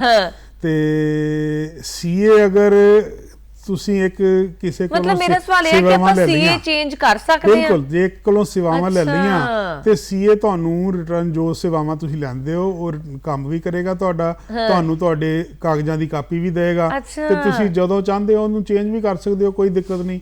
ਜੇ ਆਡਿਟ ਹੈ ਤੇ ਉਹਦੇ ਚ ਸੀਏ ਤੁਸੀਂ ਇੰਗੇਜ ਕੀਤਾ ਹੋਇਆ ਤੇ ਉਹਦੇ ਚੇਂਜ ਕਰਨ ਦਾ ਪ੍ਰੋਸੀਜਰ ਇੱਕ ਆਪਣਾ ਵੱਖਰਾ ਹੈ। ਸੀਏ ਇੱਕ ਦੂਜੇ ਨਾਲ ਆਪਸ ਤਾਲਮੇਲ ਕਰਦੇ ਨੇ। ਸਾਡੀ ਇੱਕ ਇੰਸਟੀਚਿਊਟ ਹੈ, institute of chartered accountants of India, ਉਹਦੇ ਰੈਗੂਲੇਸ਼ਨਸ ਅਪਲਾਈ ਹੁੰਦੇ ਨੇ, ਉਹਦੇ ਮੁਤਾਬਕ ਆਪਸ ਉਹ ਕੋਰਸਪੋਂਡੈਂਸ ਕਰਦੇ ਨੇ ਤਾਂ ਇੱਕ ਤੋਂ ਦੂਜੇ ਕੋਲ ਜਾ ਸਕਦੇ ਆ। ਸੋ ਉਹ ਸਾਰੀਆਂ ਚੀਜ਼ਾਂ ਨੇ। ਬਾਕੀ ਚੇਂਜ ਨਾ ਕਰ ਸਕਣ ਵਾਲਾ ਜਾਂ ਲਗਾਤਾਰ ਇੱਕੋ ਸੀਏ ਬਣਾਈ ਰੱਖਣ ਵਾਲਾ ਜਾਂ ਸੀਏ ਜ਼ਰੂਰੀ ਹੈ ਉਸ ਤੋਂ ਬਿਨਾਂ ਰਿਟਰਨ ਫਾਈਲ ਨਹੀਂ ਹੋ ਸਕਦੀ, ਐਸਾ ਕੁਝ ਨਹੀਂ। ਮਤਲਬ ਜੇ ਤੁਸੀਂ ਸੀਏ ਤੋਂ ਬਿਨਾਂ ਰਿਟਰਨ ਫਾਈਲ ਆਨਲਾਈਨ ਕਰਨਾ ਚਾਹੁੰਦੇ ਹੋ, ਤੁਹਾਨੂੰ ਪੂਰੀ ਪ੍ਰੋਪਰ ਜਾਣਕਾਰੀ ਹੋਣੀ ਚਾਹੀਦੀ ਹੈ ਤਾਂ ਜੋ ਭਵਿੱਖ ਦੇ ਵਿੱਚ ਤੁਹਾਡਾ ਕੋਈ ਨੁਕਸਾਨ ਨਾ ਹੋਵੇ। ਸੋ ਬਹੁਤ ਸਾਰੇ ਲੋਕਾਂ ਦਾ ਅੱਜ ਇਹ ਵੀ ਵਹਿਮ ਕੱਢ ਦਿੱਤਾ ਅਰੋੜਾ ਜੀ ਨੇ ਕਿ ਤੁਸੀਂ ਸੀਏ ਚੇਂਜ ਨਹੀਂ ਕਰ ਸਕਦੇ, ਕਿਉਂਕਿ ਕਈ ਹੁੰਦੇ ਨਾ ਦਫ਼ਤਰ ਵਾਲੇ, ਉਹ ਕਹਿੰਦੇ ਇਹ ਹੈ ਕਿ ਬਾਕੀ ਕੁਝ ਸੀਏ ਦੇ ਉੱਤੇ ਤੁਹਾਡਾ ਵਿਸ਼ਵਾਸ ਬਣ ਜਾਂਦਾ ਹੈ ਕਿਉਂਕਿ ਉਹ ਕੰਮ ਇੰਨੀ ਮਿਹਨਤ ਤੇ ਲਗਨ ਦੇ ਨਾਲ ਕਰਦੇ ਨੇ। ਸੋ ਅਸੀਂ ਵੀ ਆਪਣਾ ਕੰਮ ਕਰਦੇ ਰਹਾਂਗੇ, ਗੱਲਾਂ ਬਾਤਾਂ ਕਰਦੇ ਰਹਾਂਗੇ ਹੋਰ ਵੀ ਬਹੁਤ ਸਾਰੀਆਂ, ਲੇਕਿਨ ਉਸ ਤੋਂ ਪਹਿਲਾਂ ਪ੍ਰੋਗਰਾਮ ਗੱਲਾਂ ਤੇ ਗੀਤ ਹੈ, ਆਓ ਦੇਖਦੇ ਹਾਂ ਆ ਗੀਤ। ਸਾਡੇ ਖਰਚੇ ਬੜੇ ਨੇ ਮਰ ਜਾਣੀਏ ਨੀ ਉੱਤੋਂ ਤੰਗ ਤੂੰ ਕਰਦੀ, ਸਾਡੇ ਖਰਚੇ ਬੜੇ ਨੇ ਮਰ ਜਾਣੀਏ ਨੀ ਉੱਤੋਂ ਤੰਗ ਤੂੰ ਕਰਦੀ, ਜਿਹੜੀ ਮਹਿੰਗੀ ਚੀਜ਼ ਹੁੰਦੀ ਬਿੱਲੋ ਰਾਣੀਏ ਨੀ ਉਸੇ ਵੱਲ ਮੂੰਹ ਕਰਦੀ, ਸਾਡੇ ਖਰਚੇ ਬੜੇ ਨੇ ਮਰ ਜਾਣੀਏ ਨੀ ਉੱਤੋਂ ਤੰਗ ਤੂੰ ਕਰਦੀ।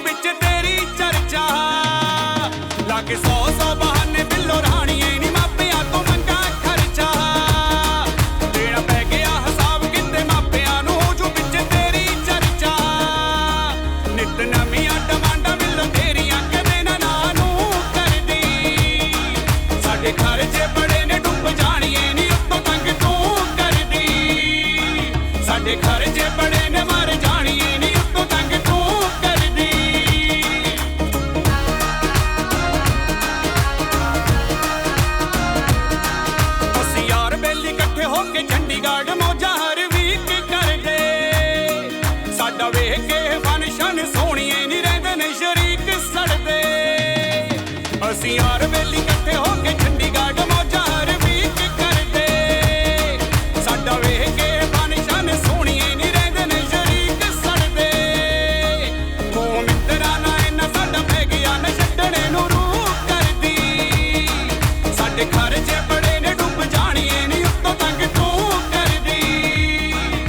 ਸਾਡੇ ਖਰਚੇ ਬੜੇ ਨੇ ਮਰ ਜਾਣੀਏ ਨੀ ਉੱਤੋਂ ਤੰਗ ਤੂੰ ਕਰਦੀ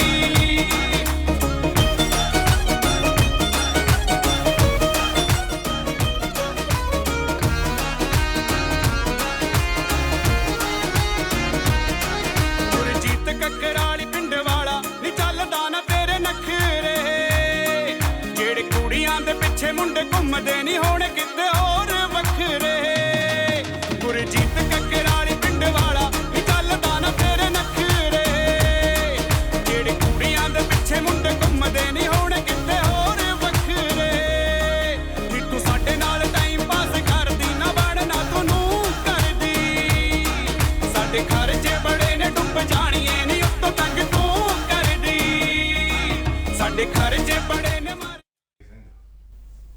ਤੁਸੀਂ ਦੇਖ ਰਹੇ ਹੋ ਪ੍ਰੋਗਰਾਮ ਗੱਲਾਂ ਤੇ ਗੀਤ। ਸਾਡੇ ਨਾਲ ਬਣੇ ਹੋਏ ਨੇ ਇੰਦਰਬੀਰ ਸਿੰਘ ਅਰੋੜਾ ਜੀ, ਜੋ ਕਿ ਸਾਨੂੰ ਦੱਸ ਰਹੇ ਨੇ ਕਿ ਰਿਟਰਨ ਫਾਈਲ ਕਰਨੀ ਕਿੰਨੀ ਜ਼ਰੂਰੀ ਹੈ, ਕਿਹੜੇ-ਕਿਹੜੇ ਸੈਕਸ਼ਨ ਨੇ, ਕਿੱਦਾਂ ਫਾਈਲ ਕੀਤੀ ਜਾਂਦੀ ਹੈ, ਕਿ ਮਤਲਬ ਬਹੁਤ ਡੂੰਘੀਆਂ ਗੱਲਾਂ ਆ। ਸੀਏ ਬਣਨਾ ਬਹੁਤ ਔਖਾ ਆ, ਤਾਂ ਹੀ ਫਿਰ ਇੰਨੀ ਜ਼ਿਆਦਾ ਮੰਮੀ ਡੈਡੀ ਮਿਠਾਈ ਵੰਡਦੇ ਆ ਸੀਏ ਬਣੇ ਤੇ ਕਿ ਸਾਡਾ ਨਿਆਣਾ ਸੀਏ ਬਣ ਗਿਆ, ਕਿਉਂਕਿ ਬਹੁਤ ਔਖੀ ਪੜ੍ਹਾਈ ਤੋਂ ਬਾਅਦ ਬੰਦਾ ਸੀਏ ਬਣਦਾ। ਬਹੁਤ ਡੂੰਘੀਆਂ ਗੱਲਾਂ ਅਸੀਂ ਅੱਜ ਕਰ ਰਹੇ ਹਾਂ। ਉਮਰ ਦੀ ਗੱਲ ਕਰਦੇ ਆ ਹੁਣ। ਰਿਟਰਨ ਫਾਈਲ ਕਰਨ ਦੇ ਲਈ ਇੱਕ ਉਮਰ ਵੀ ਹੁੰਦੀ ਆ ਕਿ ਇੰਨੀ ਉਮਰ ਤੋਂ ਇਹ ਭਰਨੀ ਸ਼ੁਰੂ ਹੋਣੀ ਚਾਹੀਦੀ ਆ ਤੇ ਇੰਨੀ ਉਮਰ ਤੱਕ ਭਰੀ ਜਾ ਸਕਦੀ ਹੈ। ਇਸ ਤਰ੍ਹਾਂ ਆਮ ਕਰਕੇ ਜਿਵੇਂ ਅਸੀਂ ਹਰ ਕੰਮ ਲਈ ਕਹਿੰਦੇ ਆ ਬੱਚਾ ਮੇਜਰ ਹੋ ਗਿਆ ਜਾਂ ਵੋਟ ਪਾਉਣ ਦਾ ਅਧਿਕਾਰ ਉਹਨੂੰ 18 ਸਾਲ ਤੇ ਮਿਲ ਗਿਆ, ਜਾਂ ਹੋਰ ਕਈ ਐਸੇ ਅਧਿਕਾਰ ਨੇ ਜਿੱਦਾਂ ਬੈਂਕ ਵਿੱਚ ਸਾਈਨ ਕਰਨ ਦਾ ਅਧਿਕਾਰ ਹੈ, ਜਾਂ ਹੋਰ ਕਿਤੇ ਪਾਰਟਨਰਸ਼ਿਪ ਵਿੱਚ ਪਾਰਟਨਰ ਬਣਨ ਦਾ ਅਧਿਕਾਰ ਹੈ, ਤੇ 18 ਸਾਲ ਤੇ ਮਿਲਦਾ ਹੈ। ਇਸੇ ਤਰ੍ਹਾਂ ਆਮ ਹਾਲਤਾਂ ਵਿੱਚ ਰਿਟਰਨ ਜਿਹੜੀ ਹੈ ਲਾਜ਼ਮੀ ਹੈ ਉਸ ਵਿਅਕਤੀ ਲਈ ਜਿਹੜਾ 18 ਸਾਲ ਤੋਂ ਉੱਪਰ ਹੈ ਤੇ ਜਿਹਦੀ ਆਮਦਨ ਹੈ, ਟੈਕਸੇਬਲ ਹੈ।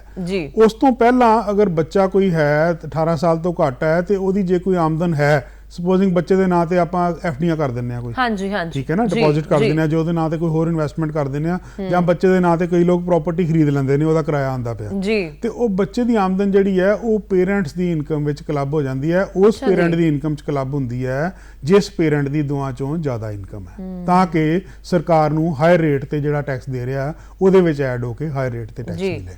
ਉਸ ਤੋਂ ਬਾਅਦ ਕੁਝ ਹਾਲਤਾਂ ਵਿੱਚ ਕੋਈ ਆਰਟਿਸਟ ਹੈ ਬੱਚਾ, ਜਾਂ ਜਿਹਦਾ ਆਪਣਾ ਕੋਈ ਐਸਾ ਹੁਨਰ ਹੈ ਜਿਹੜਾ ਉਹ ਆਪਣੇ ਹੁਨਰ ਨਾਲ ਅਗਰ ਆਮਦਨ ਕਮਾ ਰਿਹਾ ਹੈ, ਤੇ ਉਹਦੀ 18 ਸਾਲ ਤੋਂ ਪਹਿਲਾਂ ਆਪਣੀ ਰਿਟਰਨ ਵੀ ਅਲੱਗ ਜਾ ਸਕਦੀ ਹੈ, ਪੈਨ ਉਹਦਾ ਲਿਆ ਜਾ ਸਕਦਾ ਹੈ। ਦੂਜੀ ਗੱਲ ਆ ਗਈ, ਤੁਸੀਂ ਕਿਹਾ ਕਿ ਕਿਸ ਉਮਰ ਤੱਕ, ਜਿਸ ਉਮਰ ਤੱਕ ਵੀ ਬੰਦਾ ਜੀਂਦਾ ਹੈ ਜਾਂ ਜਿਸ ਉਮਰ ਤੱਕ ਵੀ ਬੰਦਾ ਟੈਕਸੇਬਲ ਇਨਕਮ ਕਮਾਉਂਦਾ ਹੈ ਤੇ ਉਹਨੂੰ ਰਿਟਰਨ ਦਾਖਲ ਕਰਨੀ ਲਾਜ਼ਮੀ ਹੈ। ਹਾਂ, ਕੁਝ ਸਾਲ ਪਹਿਲਾਂ ਸੈਕਸ਼ਨ 1 ਆਈ ਸੀ 194P, ਜਿਹਦੇ ਵਿੱਚ ਇਹ ਵਿਵਸਥਾ ਕੀਤੀ ਗਈ ਸੀ ਸਰਕਾਰ ਵੱਲੋਂ, ਡਿਪਾਰਟਮੈਂਟ ਵੱਲੋਂ, ਕਿ ਕੁਝ ਹਾਲਤਾਂ ਵਿੱਚ ਕੁਝ ਕੰਡੀਸ਼ਨਾਂ ਮੁਤਾਬਕ ਅਗਰ ਇੱਕ ਵਿਅਕਤੀ ਪੈਨਸ਼ਨਰ ਹੈ, ਉਹਦੀ ਪੈਨਸ਼ਨ ਇੱਕ ਬੈਂਕ ਚ ਆਉਂਦੀ ਹੈ ਤੇ ਉਹਦਾ ਸਿਰਫ ਪੈਨਸ਼ਨ ਵਾਲਾ ਹੀ ਬੈਂਕ ਅਕਾਊਂਟ ਹੈ, ਉਸ ਤੋਂ ਇਲਾਵਾ ਨਾ ਤਾਂ ਉਹਨੂੰ ਕਿਤੋਂ ਕੋਈ ਆਮਦਨ ਹੈ ਤੇ ਨਾ ਉਹਨੂੰ ਕੋਈ ਹੋਰ ਬੈਂਕ ਅਕਾਊਂਟ ਉਹਦਾ ਹੈਗਾ, ਕਿਤੇ ਹੋਰ ਸਰੋਤ ਤੋਂ ਆਮਦਨ ਨਹੀਂ ਆਉਂਦੀ, ਤੇ ਉਹ 75 ਸਾਲ ਤੋਂ ਉੱਪਰ ਹੈ ਅਗਰ, ਤੇ ਉਹਦੇ ਲਈ ਰਿਟਰਨ ਦਾਖਲ ਕਰਨ ਦੀ ਛੋਟ ਦਿੱਤੀ ਗਈ ਕੁਝ ਕੰਡੀਸ਼ਨਾਂ ਦੇ ਮੁਤਾਬਕ। ਉਸ ਕੇਸ ਵਿੱਚ ਬੈਂਕ ਉਹਦੇ ਇੰਪਲਾਇਰ ਦਾ ਰੋਲ ਅਦਾ ਕਰਦਾ ਤੇ ਉਹਦੀ ਆਮਦਨ ਗਿਣ ਕੇ ਉਹਦੇ ਤੇ ਜੋ ਬਣਦਾ ਟੈਕਸ ਆ ਉਹ ਕੱਟ ਲੈਂਦਾ ਤੇ ਉਹਨੂੰ ਰਿਟਰਨ ਦਾਖਲ ਕਰਨ ਦੀ ਲੋੜ ਨਹੀਂ ਰਹਿੰਦੀ। ਸੀ ਅਰੋੜਾ ਜੀ, ਕਈ ਸਟੂਡੈਂਟਸ ਹੁੰਦੇ ਨੇ, ਵਿਦਿਆਰਥੀ ਹੁੰਦੇ ਨੇ ਜਿਨ੍ਹਾਂ ਦੇ ਪੈਨ ਕਾਰਡ ਬਣੇ ਹੁੰਦੇ ਨੇ, ਫਿਰ ਪੈਨ ਕਾਰਡ ਬਣ ਗਿਆ, ਜ਼ਰੂਰੀ ਆ ਕਿ ਹੁਣ ਵੀ ਰਿਟਰਨ ਫਾਈਲ ਕਰੋ ਹੀ ਕਰੋ? ਫਿਰ ਤੁਹਾਡਾ ਪੈਨ ਕਾਰਡ ਬਣਿਆ ਆ ਜੀ?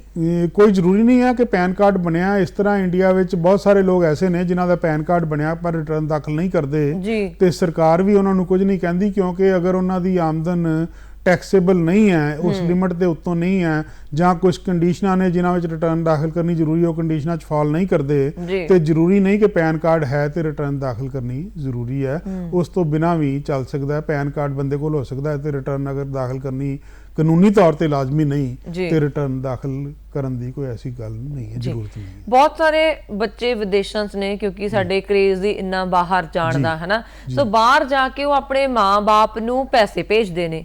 ਉਹ ਜਿਹੜੇ ਹੁਣ ਪੈਸੇ ਭੇਜੇ ਗਏ, ਕਿ ਉਸ ਪੈਸੇ ਨੂੰ ਅਸੀਂ ਮਾਂ-ਬਾਪ ਦੀ ਇਨਕਮ ਮੰਨਾਂਗੇ ਕਿ ਉਸ ਇਨਕਮ ਦੇ ਉੱਤੇ ਫਿਰ ਟੈਕਸ ਵੀ ਲੱਗੂਗਾ? ਉਹ ਟੈਕਸ ਬੱਚੇ ਨੂੰ ਲੱਗੂਗਾ ਕਿ ਮਾਂ-ਬਾਪ ਨੂੰ ਲੱਗੂਗਾ? ਇਸ ਤਰ੍ਹਾਂ ਬੱਚਾ ਅਗਰ ਬਾਹਰ ਚਲਾ ਜਾਂਦਾ, ਜੀ, ਬੱਚਾ ਉੱਥੇ ਪਹਿਲਾਂ ਤਾਂ ਜਾ ਕੇ ਪੜ੍ਹਦਾ, ਜੀ ਉਸ ਤੋਂ ਬਾਅਦ ਉਹਨੂੰ ਕੋਈ ਵਰਕ ਪਰਮਿਟ ਮਿਲਦਾ ਜਾਂ ਪੀਆਰ ਮਿਲਦੀ ਹੈ ਤੇ ਬੱਚਾ ਉੱਥੇ ਸੈਟਲ ਹੋਣ ਦੀ ਕੋਸ਼ਿਸ਼ ਕਰਦਾ ਜਾਂ ਸੈਟਲ ਹੋ ਜਾਂਦਾ ਹੈ ਤੇ ਉਹ ਆਪਣੀ ਕਮਾਈ ਦੇ ਵਿੱਚੋਂ ਕੁਝ ਹਿੱਸਾ ਜਾਂ ਕੁਝ ਪੈਸੇ ਆਪਣੇ ਪੇਰੈਂਟਸ ਨੂੰ ਭੇਜਦਾ ਹੈ ਜੀ ਤੇ ਉਹਦੀ ਕਮਾਈ ਬਾਹਰ ਦੀ ਹੈ ਤੇ ਉਹਦਾ ਅਗਰ ਸਟੇਟਸ ਕਾਨੂੰਨ ਦੇ ਮੁਤਾਬਕ ਨਾਨ ਰੈਜ਼ੀਡੈਂਟ ਹੈ ਜੀ ਤੇ ਉਹ ਇੱਥੇ ਟੈਕਸੇਬਲ ਨਹੀਂ ਹੈ, ਉਹਦਾ ਉਹ ਪੈਸਾ ਉੱਥੇ ਹੀ ਟੈਕਸੇਬਲ ਹੈ ਜਿੱਥੇ ਉਹ ਰਹਿ ਰਿਹਾ ਹੈ। ਤੇ ਅਗਰ ਉਹ ਪੈਸੇ ਪੇਰੈਂਟਸ ਨੂੰ ਭੇਜਦਾ ਤੇ ਉਹ ਪੇਰੈਂਟਸ ਨੂੰ ਗਿਫਟ ਮੰਨਿਆ ਜਾਏਗਾ ਤੇ ਉਹਦੇ ਤੇ ਪੇਰੈਂਟਸ ਨੂੰ ਕੋਈ ਟੈਕਸ ਨਹੀਂ ਲੱਗਦਾ। ਅੱਛਾ ਜੀ। ਹਾਂ, ਇੱਕ ਗੱਲ ਹੋਰ ਹੈ ਇਹਦੇ ਵਿੱਚ, ਇੱਕ ਛੋਟੀ ਦੀ ਗੱਲ ਮੈਂ ਕਰਦੇ ਹਾਂ, ਸੈਕਸ਼ਨ 80E ਹੈ ਜਿਹਦੇ ਵਿੱਚ ਅਗਰ ਸਟੂਡੈਂਟ ਗਿਆ ਬਾਹਰ ਤੇ ਉਹ ਲੋਨ ਲੈ ਕੇ ਬਾਹਰ ਗਿਆ ਐਜੂਕੇਸ਼ਨ ਲਈ ਤੇ ਉਹਦੇ ਤੇ ਵੀ ਕੁਝ ਛੋਟਾਂ ਹੈ ਨੇ ਜਿਹਦੀ ਅਸੀਂ ਡਿਸਕਸ ਜਿਵੇਂ ਛੋਟਾਂ ਪਹਿਲਾਂ ਕੀਤੀਆਂ ਨੇ ਤੇ 80E ਸੈਕਸ਼ਨ ਦੇ ਵਿੱਚ ਉਹਦਾ ਵਿਆਜ ਜਿਹੜਾ ਹੈ ਜਦੋਂ ਰੀਪੇਮੈਂਟ ਸ਼ੁਰੂ ਹੁੰਦੀ ਹੈ ਉਹਦੀ ਲੋਨ ਦੀ ਤੇ ਉਦੋਂ ਜਿੰਨਾ ਵਿਆਜ ਉਹਦਾ ਦਿੱਤਾ ਜਾਂਦਾ ਉਹ ਪੇਰੈਂਟ ਨੂੰ ਉਹਦੀ ਛੋਟ ਮਿਲਦੀ ਹੈ, ਇਨਕਮ ਚੋਂ ਲੈਸ ਹੋ ਜਾਂਦਾ ਜੀ। ਸਾਰੇ ਨਾ ਵੱਖਰੇ ਵੱਖਰੇ ਤਰੀਕੇ ਦੇ ਨੇ, ਕੋਈ ਨੌਕਰੀ ਕਰਦਾ, ਕੋਈ ਪ੍ਰਾਈਵੇਟ ਨੌਕਰੀ ਕਰਦਾ, ਕੋਈ ਸਰਕਾਰੀ ਨੌਕਰੀ ਕਰਦਾ, ਕੋਈ ਬਿਜ਼ਨਸ ਕਰਦਾ, ਕਈਆਂ ਨੂੰ ਬਾਹਰੋਂ ਪੈਸਾ ਆਉਂਦਾ। ਫਿਰ ਆ ਜਾਂਦਾ ਕਿ ਹੁਣ ਜਦੋਂ ਅਸੀਂ ਕਿਤੇ ਦਾਖਲਾ ਲੈਂਦੇ ਆ, ਹਰੇਕ ਸਕੂਲ ਦਾ ਅਲੱਗ-ਅਲੱਗ ਤਰੀਕੇ ਦਾ ਫਾਰਮ ਹੁੰਦਾ, ਹਰੇਕ ਕਾਲਜ ਦਾ ਅਲੱਗ-ਅਲੱਗ ਤਰੀਕੇ ਦਾ ਫਾਰਮ ਹੁੰਦਾ। ਫਾਰਮ ਜਦੋਂ ਅਸੀਂ ਫਿਲ ਕਰਦੇ ਆ ਇਨਕਮ ਟੈਕਸ ਦੇ ਰਿਟਰਨ ਦਾ, ਉਹ ਇੱਕੋ ਜਿਹੇ ਫਾਰਮ ਹੁੰਦੇ ਸਾਰਿਆਂ ਦੇ ਜਾਂ ਹਰੇਕ ਬੰਦੇ ਦੇ ਕੰਮ ਕਰਨ ਦੇ ਹਿਸਾਬ ਦੇ ਨਾਲ ਉਹਦਾ ਫਾਰਮ ਹੁੰਦਾ ਜਿਹਨੂੰ ਉਹ ਭਰ ਸਕਦਾ? ਨਹੀਂ, ਇਨਕਮ ਟੈਕਸ ਰਿਟਰਨ ਲਈ 7 ਤਰ੍ਹਾਂ ਦੇ ਫਾਰਮ ITR 1 ਤੋਂ ਲੈ ਕੇ ITR 7 ਤੱਕ ਹੈਗੇ ਨੇ। ਅੱਛਾ ਜੀ। ਜਿਹੜੇ ਫਾਰਮ ਨੰਬਰ 1 ਤੇ 2 ਨੇ ਉਹ ਇੰਡੀਵਿਜੂਅਲ ਤੇ HUF ਲਈ ਨੇ। ਉਹਦੇ ਵਿੱਚ ਉਹਨਾਂ ਦੇ ਸਰੋਤਾਂ ਦੇ ਹਿਸਾਬ ਨਾਲ ਕਿਤੇ ਐਗਰੀਕਲਚਰ ਹੈ ਜਾਂ ਹੋਰ ਸੋਰਸਿਸ ਹੈ ਨੇ ਤੇ ਉਹਦੇ ਮੁਤਾਬਕ 1 ਨੰਬਰ ਜਾਂ 2 ਨੰਬਰ ਚੋਂ ਚੁਣਿਆ ਜਾਂਦਾ। ਜਿਹੜਾ 3 ਨੰਬਰ ਹੈ ਫਾਰਮ ITR 3 ਉਹ ਬਿਜ਼ਨਸਮੈਨ ਲਈ ਹੈ, ਉਹ ਬਿਜ਼ਨਸ ਲਈ ਹੈ। ਜਿਹੜਾ ITR 4 ਹੈ ਉਹ ਇੱਕ ਪ੍ਰੈਜ਼ੈਂਪਟਿਵ ਟੈਕਸ ਸਕੀਮ ਹੈ ਜਿਹਦੇ ਵਿੱਚ ਕਿਤਾਬਾਂ ਮੇਨਟੇਨ ਕਰਨੀਆਂ ਜ਼ਰੂਰੀ ਨਹੀਂ ਬਿਜ਼ਨਸ ਲਈ, ਉਹਦੇ ਤੇ ਉਹ ITR 4 ਸੁਗਮ ਵੀ ਕਹਿ ਦਿੰਦੇ ਆ ਜਿਹਨੂੰ, ਉਹ ਫਾਰਮ ਲੱਗਦਾ। ਇਸੇ ਤਰ੍ਹਾਂ ਜਿਹੜਾ ITR ਫਾਰਮ 5 ਹੈ 5 ਹੈ ਉਹ ਪਾਰਟਨਰਸ਼ਿਪ ਫਰਮ ਲਈ ਐਪਲੀਕੇਬਲ ਹੈ।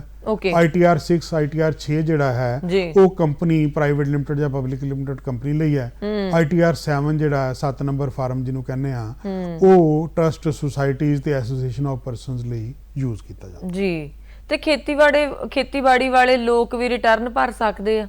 ਬਿਲਕੁਲ ਭਰ ਸਕਦੇ ਆ ਜੀ। ਖੇਤੀਬਾੜੀ ਵਾਲੇ ਰਿਟਰਨ ਭਰਦੇ ਵੀ ਨੇ, ਭਰ ਵੀ ਸਕਦੇ ਨੇ, ਕਿਉਂਕਿ ਖੇਤੀਬਾੜੀ ਜਿਹੜਾ ਬੰਦਾ ਕਰਦਾ ਜਿਹਦੀ ਅੱਛੀ ਆਮਦਨ ਹੈ ਉਹ ਕੁਦਰਤੀ ਤੌਰ ਤੇ ਬੈਂਕਾਂ ਵਿੱਚ ਵੀ ਕੁਝ ਪੈਸੇ ਰੱਖਦਾ। ਬਿਲਕੁਲ। ਤੇ ਬੈਂਕ ਦਾ ਅਗਰ FD ਕਰਾਈ ਹੋਈ ਜਾਂ ਕਿਤੇ ਹੋਰ ਇਨਵੈਸਟਮੈਂਟ ਕੀਤੀ ਹੋਈ ਹੈ ਤੇ ਉੱਥੋਂ ਉਹਨੂੰ ਵਿਆਜ ਅਗਰ ਮਿਲਦਾ ਤੇ ਹੋ ਸਕਦਾ ਉਹ ਟੈਕਸੇਬਲ ਬਣ ਜਾਏ ਤੇ ਉਹ ਰਿਟਰਨ ਦਾਖਲ ਕਰਨੀ ਲਾਜ਼ਮੀ ਹੋ ਜਾਏਗੀ। ਤੇ ਜੇ ਉਹਦਾ FDR ਦਾ ਵਿਆਜ 1 ਸਾਲ 'ਚ 50,000 ਤੋਂ ਉੱਪਰ ਟੱਪ ਜਾਂਦਾ ਤੇ ਬੈਂਕ ਉਹਦੇ ਤੇ ਟੈਕਸ ਵੀ ਕੱਟਦਾ ਤੇ ਤਾਂ ਵੀ ਉਹਨੂੰ ਰਿਟਰਨ ਦਾਖਲ ਕਰਨੀ ਲਾਜ਼ਮੀ ਹੋ ਜਾਂਦੀ ਹੈ। ਬਿਲਕੁਲ। ਇਹ ਟੈਕਸ ਦੀ ਗੱਲ ਆਪਾਂ ਬਾਰ-ਬਾਰ ਕਰ ਰਹੇ ਹਾਂ। ਆਪਾਂ ਪ੍ਰੋਗਰਾਮ ਦੀ ਸ਼ੁਰੂਆਤ ਇਦਾਂ ਕੀਤੀ ਸੀਗੀ ਕਿ ਜਦੋਂ ਅਸੀਂ ਆਪਣਾ ਪੈਸਾ ਟੈਕਸ ਦੇ ਰੂਪ ਵਿੱਚ ਦਿੰਨੇ ਆ ਉਹ ਦੇਸ਼ ਦੀ ਤਰੱਕੀ ਦੇ ਵਿੱਚ ਬਹੁਤ ਵੱਡਾ ਹਿੱਸਾ ਪਾਉਂਦਾ। ਬੜੇ ਸਾਰੇ ਫਾਇਦੇ ਨੇ ਟੈਕਸ ਭਰਨ ਦੇ, ਹਨਾ? ਕੁਝ ਫਾਇਦੇ ਅਸੀਂ ਤੁਹਾਡੇ ਮੂੰਹ ਚੋਂ ਵੀ ਸੁਣਨਾ ਚਾਹਾਂਗੇ ਕਿ ਟੈਕਸ ਭਰਨ ਦੇ ਕੀ ਹੁੰਦੇ ਨੇ। ਦੇਖੋ, ਮੇਨ ਤਾਂ ਕੰਟਰੀਬਿਊਸ਼ਨ ਹੈ ਟੂਵਰਡਸ ਕੰਟਰੀ। ਠੀਕ ਹੈ ਜੀ। ਆਪਣਾ ਯੋਗਦਾਨ ਦੇਣਾ ਉਹਨਾਂ ਸਹੂਲਤਾਂ ਲਈ ਜਿਹੜੀਆਂ ਸਹੂਲਤਾਂ ਅਸੀਂ ਸਰਕਾਰ ਤੋਂ ਐਕਸਪੈਕਟ ਕਰਦੇ ਹਾਂ। ਅਸੀਂ ਅੱਛੀਆਂ ਸੜਕਾਂ ਐਕਸਪੈਕਟ ਕਰਦੇ ਹਾਂ, ਅੱਛੀ ਟਰਾਂਸਪੋਰਟੇਸ਼ਨ ਐਕਸਪੈਕਟ ਕਰਦੇ ਹਾਂ, ਹੋਰ ਬਿਜਲੀ ਅਸੀਂ ਐਕਸਪੈਕਟ ਕਰਦੇ ਹਾਂ। ਇਦਾਂ ਦੀਆਂ ਹੋਰ ਕਈ ਬੁਨਿਆਦੀ ਚੀਜ਼ਾਂ ਨੇ ਜਿਹੜੀਆਂ ਅਸੀਂ ਸਰਕਾਰ ਤੋਂ ਐਕਸਪੈਕਟ ਕਰਦੇ ਹਾਂ ਔਰ ਸਰਕਾਰ ਦਿੰਦੀ ਹੈ ਸਾਨੂੰ। ਤੇ ਸਰਕਾਰ ਕੁਦਰਤੀ ਗੱਲ ਹੈ ਉਹ ਖਰਚਾ ਕਿਤੋਂ ਨਾ ਕਿਤੋਂ ਟੈਕਸਾਂ ਦੇ ਰੂਪ ਵਿੱਚ ਉਗਰਾ ਕੇ ਉਹ ਹੀ ਖਰਚ ਕਰਦੀ ਹੈ। ਤੇ ਇਨਕਮ ਟੈਕਸ ਦੀ ਸ਼ੇਪ ਵਿੱਚ ਜਿਹੜਾ ਪੈਸਾ ਜਾਂਦਾ ਉਹ ਕਿਸੇ ਨਾ ਕਿਸੇ ਰੂਪ ਵਿੱਚ ਸਾਡੇ ਹੱਥਾਂ ਵਿੱਚ ਸਾਡੀ ਸਹੂਲਤ ਲਈ ਵਾਪਸ ਆਉਂਦਾ ਜੀ। ਬਿਲਕੁਲ। ਉਸ ਤੋਂ ਇਲਾਵਾ ਲੀਗਲ ਓਬਲੀਗੇਸ਼ਨ ਵੀ ਹੈ। ਉਸ ਤੋਂ ਇਲਾਵਾ ਰਿਟਰਨ ਭਰਨ ਦਾ ਇੱਕ ਮੁੱਖ ਮਕਸਦ ਇਹ ਵੀ ਹੁੰਦਾ ਕਿ ਤੁਹਾਡੀ ਇਨਕਮ ਦਾ ਪ੍ਰੂਫ ਹੈ ਕਿਤੇ ਵੀ ਤੁਸੀਂ ਦੇਣਾ ਹੋਵੇ। ਬਿਲਕੁਲ। ਤੁਸੀਂ ਬੈਂਕ ਚੋਂ ਲੋਨ ਲੈਣਾ ਤੇ ਬੈਂਕ ਸਭ ਤੋਂ ਪਹਿਲਾਂ ਕਹਿੰਦਾ 2 ਸਾਲ ਦੀਆਂ ਜਾਂ 3 ਸਾਲ ਦੀਆਂ ਰਿਟਰਨਾਂ ਦਿਓ, ਤਾਂ ਕਿ ਅਦਰਵਾਈਜ਼ ਜ਼ਬਾਨੀ ਕਹਿਣ ਤੇ ਨਹੀਂ ਬੈਂਕ ਮੰਨੇਗਾ ਕਿ ਮੇਰੀ ਇੰਨੀ ਆਮਦਨ ਹੈ। ਬੈਂਕ ਇਸ ਗੱਲ ਨੂੰ ਮੰਨੇਗਾ ਕਿ ਤੁਸੀਂ ਰਿਟਰਨ ਦਾਖਲ ਕੀਤੀ ਹੋਈ ਹੈ, ਤੁਹਾਡੀ ਅਸੈਸਮੈਂਟ ਹੋਈ ਹੈ ਤੇ ਉਹ ਤੁਹਾਡਾ ਪ੍ਰੂਫ ਬਣ ਜਾਂਦਾ ਇਨਕਮ ਦਾ। ਬਿਲਕੁਲ। ਇਸ ਤੋਂ ਇਲਾਵਾ ਅੱਜ ਕੱਲ੍ਹ ਜਿੱਦਾਂ ਬਾਹਰ ਜਾਣ ਦਾ ਰੁਝਾਨ ਹੈ ਫੋਰਨ ਕੰਟਰੀ ਵਿੱਚ ਅਬਰੋਡ, ਤੁਸੀਂ ਅੱਗੇ ਜ਼ਿਕਰ ਕੀਤਾ, ਤੇ ਉੱਥੇ ਵੀ ਸਾਨੂੰ ਇਨਕਮ ਦਾ ਪ੍ਰੂਫ ਦੇਣਾ ਪੈਂਦਾ। ਇਨਕਮ ਟੈਕਸ ਦੀਆਂ ਰਿਟਰਨ ਆਪਣੀਆਂ ਦਿਖਾਣੀਆਂ ਪੈਂਦੀਆਂ ਨੇ ਤੇ ਐਮਬੈਸੀ ਨੂੰ ਇਹ ਸੈਟੀਸਫਾਈ ਕਰਨਾ ਪੈਂਦਾ ਕਿ ਵਿਅਕਤੀ ਦਾ ਇੱਥੇ ਜੁੜਾਵ ਹੈ ਇਸ ਜਗ੍ਹਾ ਨਾਲ, ਉਹਦੀ ਆਮਦਨ ਹੈ, ਉਹਦੇ ਰਿਸੋਰਸਿਸ ਹੈ ਨੇ ਤੇ ਉਹ ਬੰਦਾ ਬਾਹਰ ਜਾ ਕੇ ਸੈਟਲ ਨਹੀਂ ਹੋਣਾ ਚਾਹੁੰਦਾ ਤੇ ਉਹਨੂੰ ਵੀਜ਼ਾ ਉਸ ਹਿਸਾਬ ਨਾਲ ਦਿੱਤਾ। ਬਿਲਕੁਲ ਸਹੀ ਗੱਲ ਹੈ। ਔਰ ਦੇਖੋ, ਤੁਸੀਂ ਕਹਿੰਦੇ ਨੇ ਕਿ ਜਿਹਦੀਆਂ ਰਿਟਰਨਾਂ ਪ੍ਰੋਪਰ ਭਰੀਆਂ ਹੋਣਗੀਆਂ, ਜਿਹਦਾ ਬੈਂਕ ਅਕਾਊਂਟ ਵਗੈਰਾ ਸਾਰਾ ਕੁਝ ਪੈਸੇ ਦਾ ਹਿਸਾਬ ਕਿਤਾਬ ਕਲੀਅਰ ਹੋਊਗਾ, ਉਹਦਾ ਵੀਜ਼ਾ ਵੀ ਜਲਦੀ ਲੱਗ ਜਾਂਦਾ। ਸੋ ਉਹਦੇ ਚੋਂ ਰਿਟਰਨ ਫਾਈਲ ਕਰਨੀ ਸਭ ਤੋਂ ਅਹਿਮ ਹੁੰਦੀ ਹੈ। ਤੁਸੀਂ ਕੋਈ ਵੀ ਡਾਕੂਮੈਂਟ ਲਗਾ ਦਿਓਗੇ, ਜਦੋਂ ਤੁਸੀਂ ਆਪਣੇ ਫਾਈਨੈਂਸ਼ੀਅਲ ਡਾਕੂਮੈਂਟ ਲਗਾਓਗੇ ਤਾਂ ਤੁਹਾਡਾ ਬਾਹਰ ਜਾਣਾ ਹੋਰ ਵੀ ਸੁਖਾਲਾ ਹੋ ਜਾਏਗਾ, ਤੁਹਾਨੂੰ ਹੋਰ ਵੀ ਬਹੁਤ ਵਧੀਆ ਲੱਗੇਗਾ। ਟੈਕਸ ਨਾ ਦੇਣਾ ਚੋਰੀ ਹੈ ਜੀ, ਇਸ ਨੂੰ ਚੋਰੀ ਕਿਉਂ ਕਿਹਾ ਗਿਆ? ਕੀ ਸਰਕਾਰ ਐਕਸ਼ਨ ਲੈਂਦੀ ਹੈ? ਇੱਕ ਵਰਡ ਕੰਸੀਲਮੈਂਟ ਯੂਜ਼ ਕੀਤਾ ਗਿਆ ਬਾਰ-ਬਾਰ ਜੀ। ਕੰਸੀਲਮੈਂਟ ਮਤਲਬ ਕੋਈ ਚੀਜ਼ ਛੁਪਾਣਾ। ਅਸੀਂ ਅਗਰ ਆਮਦਨ ਆਪਣੀ ਨਹੀਂ ਦਿਖਾਈ ਜੀ ਜਾਂ ਘੱਟ ਦਿਖਾਈ ਜਾਂ ਇੱਕ ਸਰੋਤ ਦਿਖਾ ਦਿੱਤਾ, ਇੱਕ ਨਹੀਂ ਦਿਖਾਇਆ, ਜਿਵੇਂ ਤੁਸੀਂ ਪਹਿਲਾਂ ਗੱਲ ਕੀਤੀ ਬੰਦੇ ਕੋਲ 5-6 ਅਕਾਊਂਟ ਨੇ ਬੈਂਕ ਦੇ, ਉਹਨੇ ਇੱਕ ਆਪਣਾ ਤਨਖਾਹ ਵਾਲਾ ਅਕਾਊਂਟ ਦਿਖਾ ਦਿੱਤਾ, ਬਾਕੀ ਨਹੀਂ ਦਿਖਾਇਆ। ਵੈਸੇ ਤੇ ਹੁਣ ਇਦਾਂ ਦਾ ਸਿਸਟਮ ਹੋ ਗਿਆ, ਇਦਾਂ ਦਾ ਡਾਟਾ ਇਨਕਮ ਟੈਕਸ ਡਿਪਾਰਟਮੈਂਟ ਕੋਲ ਹੈ ਕਿ ਇਨਕਮ ਟੈਕਸ ਡਿਪਾਰਟਮੈਂਟ ਕੋਲ ਹਰ ਛੋਟੇ ਵੱਡੇ ਅਕਾਊਂਟ ਦੀ ਖਬਰ ਹੈ। ਅੱਛਾ ਜੀ। ਪਿਛਲੇ ਸਾਲ ਤੋਂ ਐਨੂਅਲ ਇਨਫੋਰਮੇਸ਼ਨ ਸਟੇਟਮੈਂਟ AIS ਇੱਕ ਲਾਂਚ ਕੀਤੀ ਹੈ ਡਿਪਾਰਟਮੈਂਟ ਨੇ, ਜਿਹੜੀ ਹਰ ਬੰਦਾ ਆਪਣੀ ਦੇਖ ਵੀ ਸਕਦਾ ਲੌਗਇਨ ਕਰਕੇ ਇਨਕਮ ਟੈਕਸ ਡਿਪਾਰਟਮੈਂਟ ਦੇ ਪੋਰਟਲ ਤੇ, ਜਿੱਥੋਂ ਰਿਟਰਨ ਭਰਦਾ ਹੈ ਤੇ ਉਹਦੇ ਵਿੱਚ ਉਹਦੀ ਜੋ ਵੀ ਡਿਪਾਰਟਮੈਂਟ ਕੋਲ ਇਨਫੋਰਮੇਸ਼ਨ ਆਈ ਹੈ ਉਹ ਅਵੇਲੇਬਲ ਹੈ, ਉਹ ਸਾਹਮਣੇ ਹੈ, ਉਹ ਸ਼ੀਸ਼ਾ ਜੀ। ਉਹ ਵਿਅਕਤੀ ਆਪ ਵੀ ਦੇਖ ਸਕਦਾ, ਉਹਦੇ ਨਾਲ ਮੈਚਿੰਗ ਵੀ ਕਰ ਸਕਦਾ ਆਪਣੀ ਇਨਕਮ ਦੀ, ਤੇ ਇਹ ਵੀ ਉਹਨੂੰ ਪਤਾ ਲੱਗ ਸਕਦਾ ਕਿ ਮੇਰੀ ਇਹ ਇਨਕਮ ਜਿਹੜੀ ਹੈ ਦਿਖਾਣ ਤੋਂ ਰਹਿ ਚੱਲੀ ਹੈ, ਇੱਥੇ ਲਿਖੀ ਹੋਈ ਹੈ, ਤੇ ਮੈਂ ਆਪਣੇ ਕਾਗਜ਼ ਵੈਰੀਫਾਈ ਕਰਕੇ ਤੇ ਉਹਨੂੰ ਚੈੱਕ ਕਰਕੇ ਤੇ ਉਹ ਦਿਖਾ ਦਿਆਂ। ਸੋ ਉਹ ਥੈਫਟ ਵੀ ਹੁਣ ਸੌਖੀ ਨਹੀਂ ਰਹੀ, ਪਰ ਉਹ ਜੇ ਨਹੀਂ ਦਿਖਾਉਂਦਾ ਕਿਸੇ ਕਾਰਨ ਕਰਕੇ ਤੇ ਉਹ ਕੰਸੀਲਮੈਂਟ ਮੰਨੀ ਜਾਂਦੀ ਹੈ। ਉਹਦੇ ਆਪਣੇ ਕਨਸੀਕੁਐਂਸਿਸ ਨੇ, ਉਹਦੀਆਂ ਪੈਨਲਟੀਜ਼ ਨੇ, ਉਹਦਾ ਸਾਰਾ ਕੁਝ ਹੈ। ਪ੍ਰੋਸੀਕਿਊਸ਼ਨ ਤੱਕ ਦੀਆਂ ਧਾਰਾਵਾਂ ਨੇ, 276 CC ਸੈਕਸ਼ਨ ਹੈ ਇਨਕਮ ਟੈਕਸ ਵਿੱਚ, ਜਿਹਦੇ ਵਿੱਚ ਅਗਰ ਕੁਝ ਕੰਡੀਸ਼ਨਾਂ ਨਾਲ ਬੰਦਾ ਕੋਈ ਇਨਕਮ ਕੰਸੀਲ ਕਰਦਾ ਤੇ ਉਹਨੂੰ ਜੇਲ੍ਹ ਤੱਕ ਵੀ ਹੋ ਸਕਦੀ ਹੈ, ਜੁਰਮਾਨੇ ਵੀ ਹੈ ਨੇ ਜੀ। ਇਸ ਤੋਂ ਇਲਾਵਾ ਜੇ ਰਿਟਰਨ ਦਾਖਲ ਨਹੀਂ ਕਰਦਾ ਤੇ ਫਿਰ ਡਿਪਾਰਟਮੈਂਟ ਦੀ ਨੌਲੇਜ ਆਉਂਦੀ ਹੈ ਚੀਜ਼ ਤੇ ਡਿਪਾਰਟਮੈਂਟ ਨੋਟਿਸ ਕੱਢਦਾ, ਜਵਾਬ ਮੰਗਦਾ ਔਰ ਰਿਟਰਨ ਵੀ ਮੰਗਦਾ, ਫਿਰ ਉਹਦੀ ਅਸੈਸਮੈਂਟ ਵੀ ਹੁੰਦੀ ਆ, ਉਹ ਲੰਬਾ ਕੰਮ ਹੋ ਜਾਂਦਾ। ਵੇਅਰ ਐਜ਼ ਜਿਹੜੀ ਰੂਟੀਨ 'ਚ ਅਸੀਂ ਰਿਟਰਨ ਦਾਖਲ ਕਰਦੇ ਹਾਂ, ਆਮ ਹਾਲਤਾਂ 'ਚ ਉਹ ਸੈਲਫ ਅਸੈਸਮੈਂਟ ਹੀ ਹੁੰਦੀ ਹੈ, ਤੇ ਆਪਾਂ ਜੋ ਫਾਈਲ ਕਰਦੇ ਹਾਂ, ਅਗਰ ਡਿਪਾਰਟਮੈਂਟ ਨੂੰ ਕੋਈ ਉਹਦੇ ਤੇ ਇਤਰਾਜ਼ ਨਹੀਂ ਜਾਂ ਡਿਪਾਰਟਮੈਂਟ ਕੋਲ ਕੋਈ ਐਸੀ ਇਨਫੋਰਮੇਸ਼ਨ ਨਹੀਂ ਕਿ ਬੰਦੇ ਨੇ ਕੁਝ ਛੁਪਾਇਆ ਹੈ, ਤੇ ਉਹਨੂੰ ਐਜ਼ ਸੱਚ ਗੁੱਡ ਫੇਥ 'ਚ ਮੰਨ ਲਿਆ ਜਾਂਦਾ ਜੀ ਜੀ। ਠੀਕ ਹੈ।